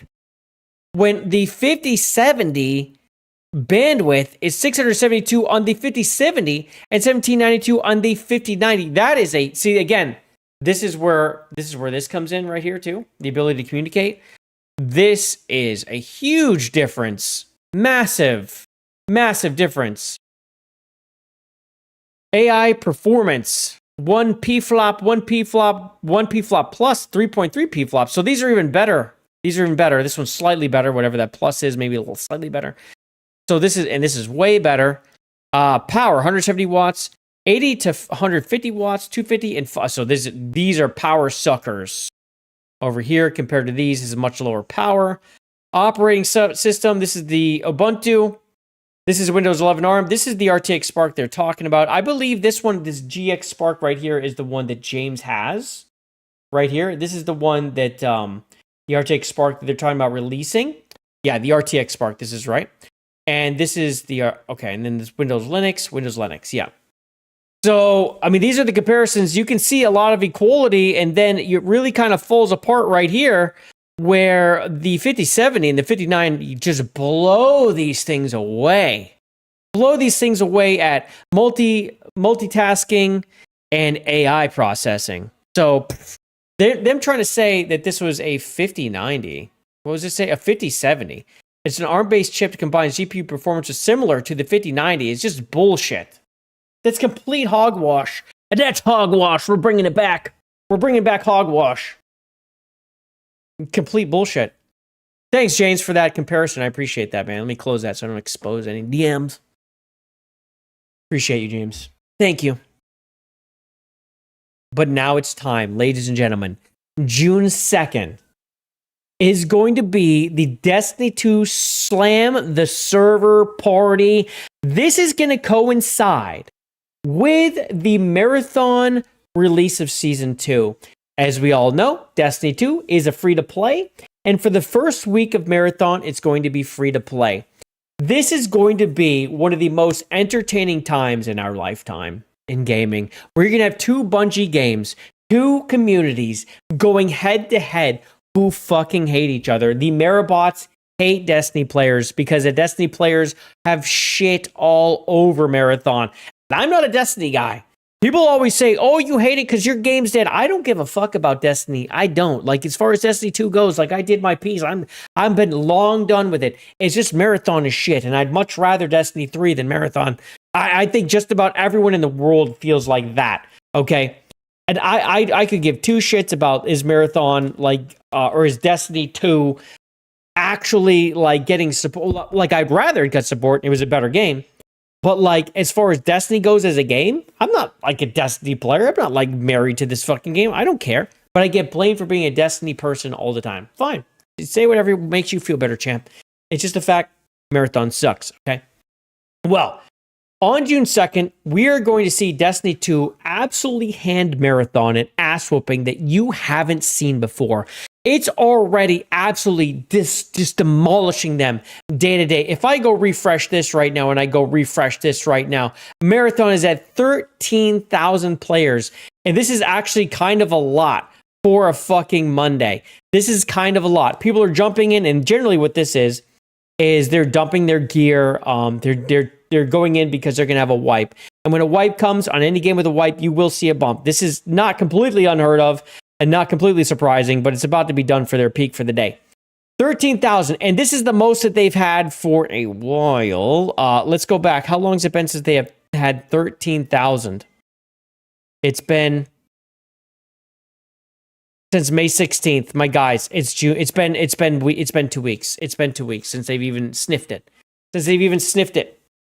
And that wasn't even a whole as much as they have. It's really been more like May 10th. May 10th since they've even outperformed us. So they're approaching May 10th levels, okay? Everyone's jumping on, and this is, again, it doesn't matter what you lose. You just jump in with your best gear. You throw it on the ground. It doesn't even matter anymore, right? Bungie not doing that, not going insane because it's just another Monday for Bungie, and they have 25,000. They had 28,000 over the weekend without even trying. Over the weekend, what did Marathon peak at? About 11,400. Yeah, that's it. This was their Wednesday. Their Wednesday was actually better than their Thursday. This is Cryo Archive, folks. This is Cryo Archive. This is their weekly big event. No one played. No one gave a shit. Resets coming. The game dies. Again, when you have these seasonal resets, you will kill your game because then no one gives a shit. It's kind of like having ranked is like, you please your hardcores, but then everyone fucking leaves like halfway through the season because they've done all they want to do in ranked. It's so having ranked, having seasonal wipes, it's a double-edged sword. Seasonal wipes makes no sense anyway. It's stupid. It's not meta in extraction shooters. And as you can see, seasonal wipes didn't help Marathon at all, bro. So tomorrow is going to be really interesting watching Destiny just casually wipe the floor with this slam the server party they're going to have. They're going to wipe the absolute fucking floor with Marathon. It will be interesting to see how well Marathon does perform. It could perform somewhat well. I predicted that they could, but this was before the free shit was announced. I thought they could, maybe the absolute ceiling was 40K. But now, I once again say, and I repeat, that if they don't beat their old peak of 88,000, they're done. They are absolutely fucking done if they can't do it. You can't get 90K. You're done. You are free to play. Your server slam was like 120 some thousand, and then everyone left. And that was for the new release, but no, it's because it sucked and everyone hated it. People were tricked into buying the game. Within 3 weeks, half the players were gone because the game's not good and it didn't keep them interested. Season 2 is not going to fix this. PvE is not even coming out right away. It's going to get so unbelievably ass stomped, it's not going to be funny. But congrats to them for finally getting some numbers that actually went up over 3 weeks ago. They finally beat something from 3 weeks ago. 13. It's crazy to say to get to 13,400. They haven't seen that number for 3 weeks. That's pathetic. That's absolutely wild. Destiny easily, again, not even having as great a Monday because, they have a regular real weekend bump over here. Still outperforming them. Not even trying by more than 10,000 players. It's going to mop the floor with this stupid ass game. This piece of garbage game is going to absolutely ass stomped. It's going to be wonderful. The Mariflop chart is beautiful. It is. Want to see something else? Now, this comes from Reese Elliott. This is Alinea Analytics. Talked about Forza Horizon, but he also talked about Marathon. Almost 1.5 million sold. I was like, oh shit, I have old data. I was like, when was this? June 1st. He posted this on June 1st. This is today. I thought maybe I got something old in my feed. No. This is new. Hold on. The last time we talked about this, real numbers, was 1.2 million. That was like about 2 weeks or so after they released Marathon. They had sold about 1.2 million. My guys, if they've sold 1.5 million now after about 3 months, they sold 300,000 copies in about 2 months after their original sale of 1.5 million. That's horrific. The fact that they haven't sold another 1.5 million trickle out after that original 1.5 and got to 3 million is insane.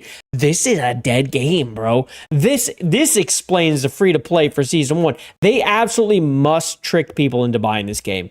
They absolutely must bamboozle people into getting this game, or it's turning off after season 2. How do you keep this going? I know they have a roadmap. Roadmaps mean nothing. We've seen that before. This roadmap could change into, oh, we're reviving Destiny 2 real quick. Our bad. That could actually happen. I don't think it will, but it could actually happen. They're going to have to do something. They have to fool people into getting this game. And the Marathon Season 2 trailer does nothing for anyone. Again, they have the ugly colors. They have the ugly characters. They brought in a new characters that's just as boring as the old ones. They've done nothing exciting with this game. Their characters are the way that they're going to make money in the future, and they have ugly characters. How are you going to sell skins? They're not even badass characters. They're just ugly. So they got 1.5 million units sold total. 68% are on Steam. 68% are on Steam. This is the thing I bring up a lot. So this 13,000 is 68%. Okay? There's only another 30%. So there's about another 3,000 to 4,000 people playing. There's not even 20,000 people playing across all consoles. Whereas Destiny, this is about 25% of the players, which means they have about 100,000 people online. Think about that. PC is only about 25% of Destiny's entire population. So they have 100,000 players online. Just a sec.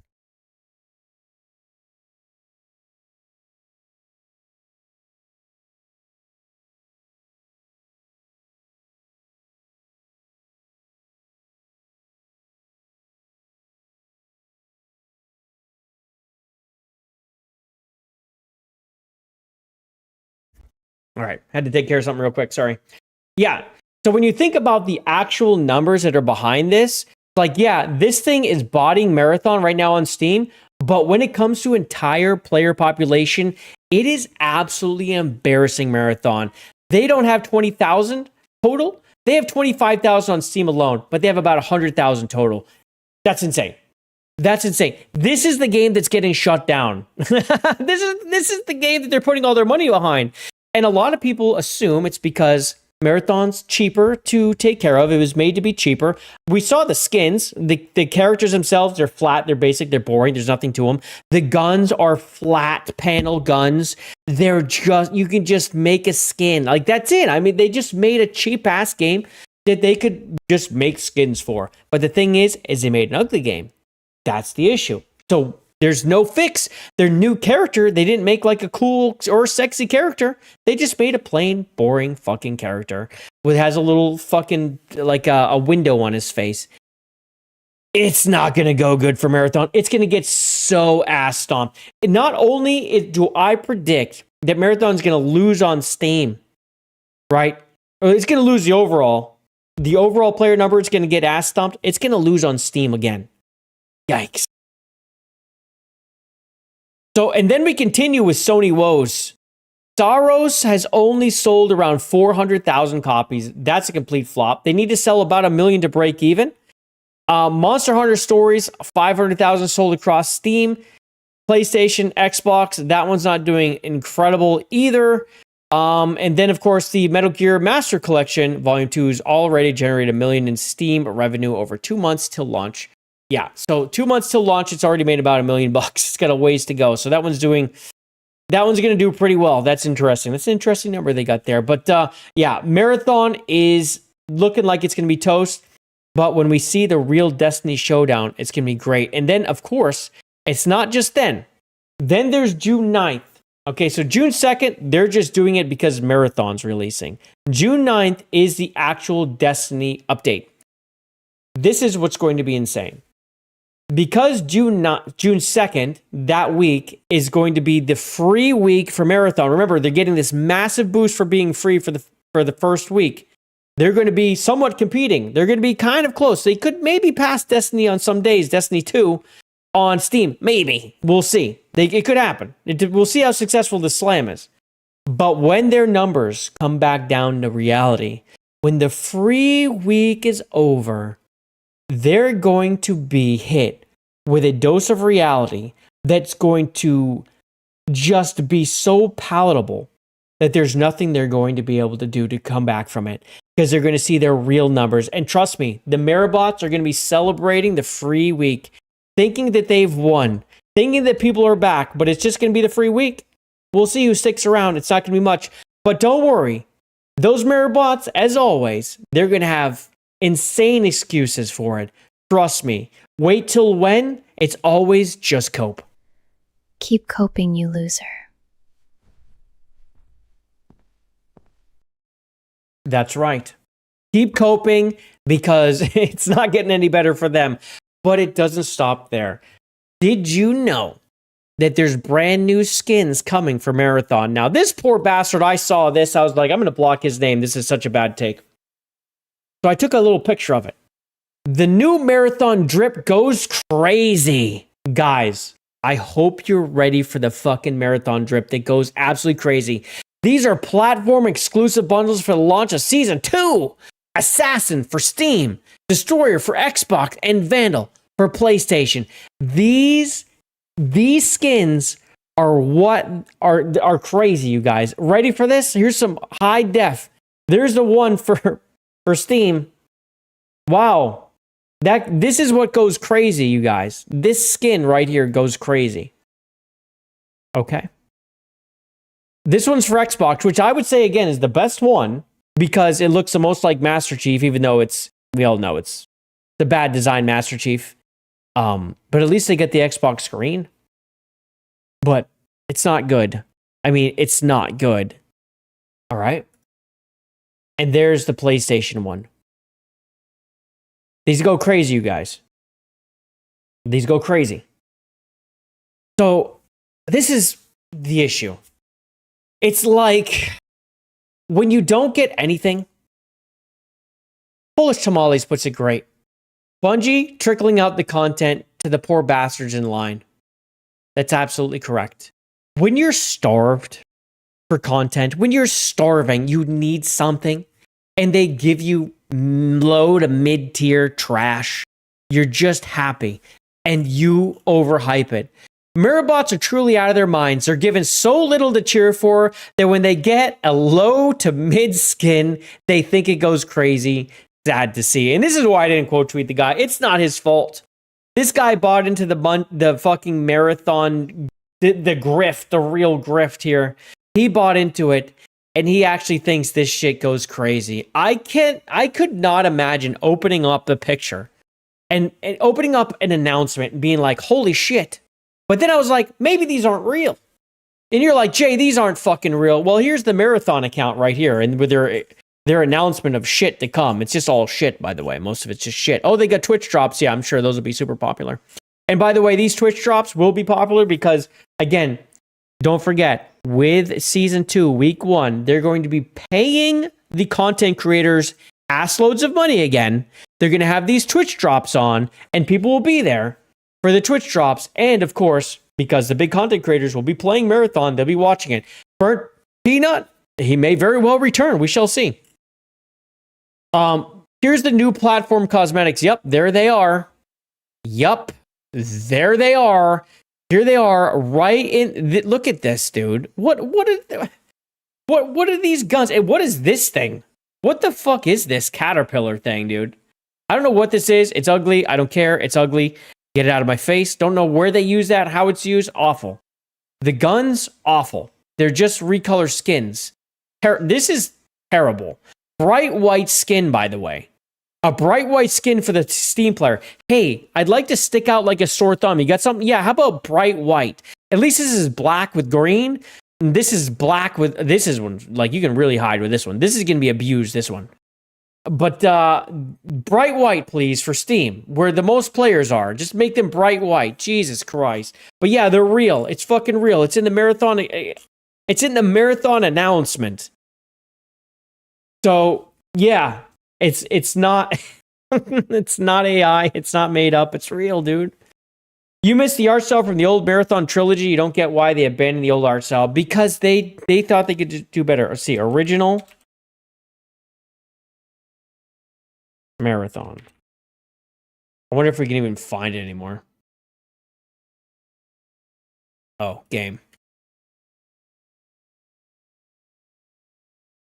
Kind of hard. No, that's not it. That's the new shit. I mean, it's kind of hard to fucking see.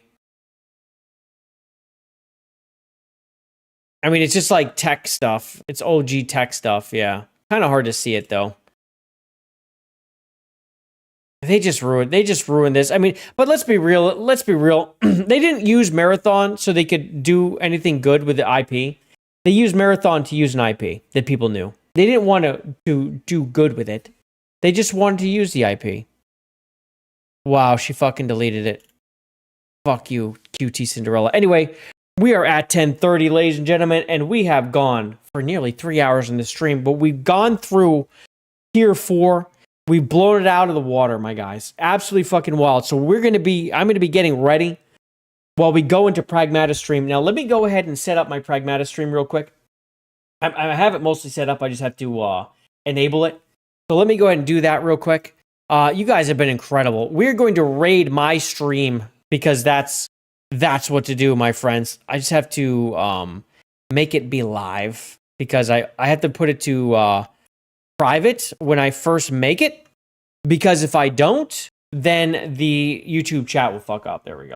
Now it's good. Now I should be able to just make it so we can rate it. But I'm glad all you guys showed up today. I wasn't sure because I was sick. I didn't know like if people would know I was live. It's one of those things that you always worry about as a content creator, huh? As someone who does stream, it's always a worry, like, will people find me today? Because I've been out for a few days and my schedule's been all over the place because I had the Friday stream, then I couldn't do the Friday stream and I had to move it to Saturday. Started the Saturday stream with nobody who was great enough to show up and was nice enough to do Saturday or Friday. But then I ended up ditching him because I actually got sick. And I was like, wow, I'm the asshole. But he was great. I'm glad he was able to show. Raid my own butt, absolutely. Abso-fucking-lutely. I will raid my own butt. But we're going to go play Pragmata now. And we're going to go and fight that final boss. I don't know how long it's going to take, but that's what we're doing right away. So if you haven't seen Pragmata, we're up to the final boss. Come check it out. It's going to be phenomenal. The boss is this girl that was supposed to be the little girl's sister, Diana's sister, or like other Pragmata. And but she's evil. And she's trying to kill me, but we're going to try to save her and not kill her, I guess. That's my understanding. But yes, thank you again, everyone, for the support, for hanging out, chatting. I love seeing the chats go by. Come by Pragmata, chat there. This will put you right into that stream, and I will see you next time if you don't make it. But, of course, around here, it's never goodbye anyway. It's always see you next time, and next time will be Wednesday, 7:30 p.m. Eastern Standard. Yes. I wasn't sure. Yes.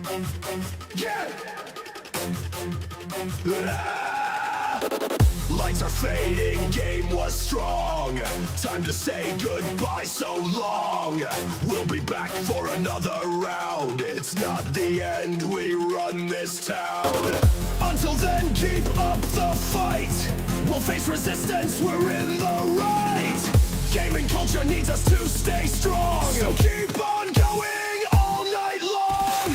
JayViper never says goodbye. With the chuds we can all fly. The woke left are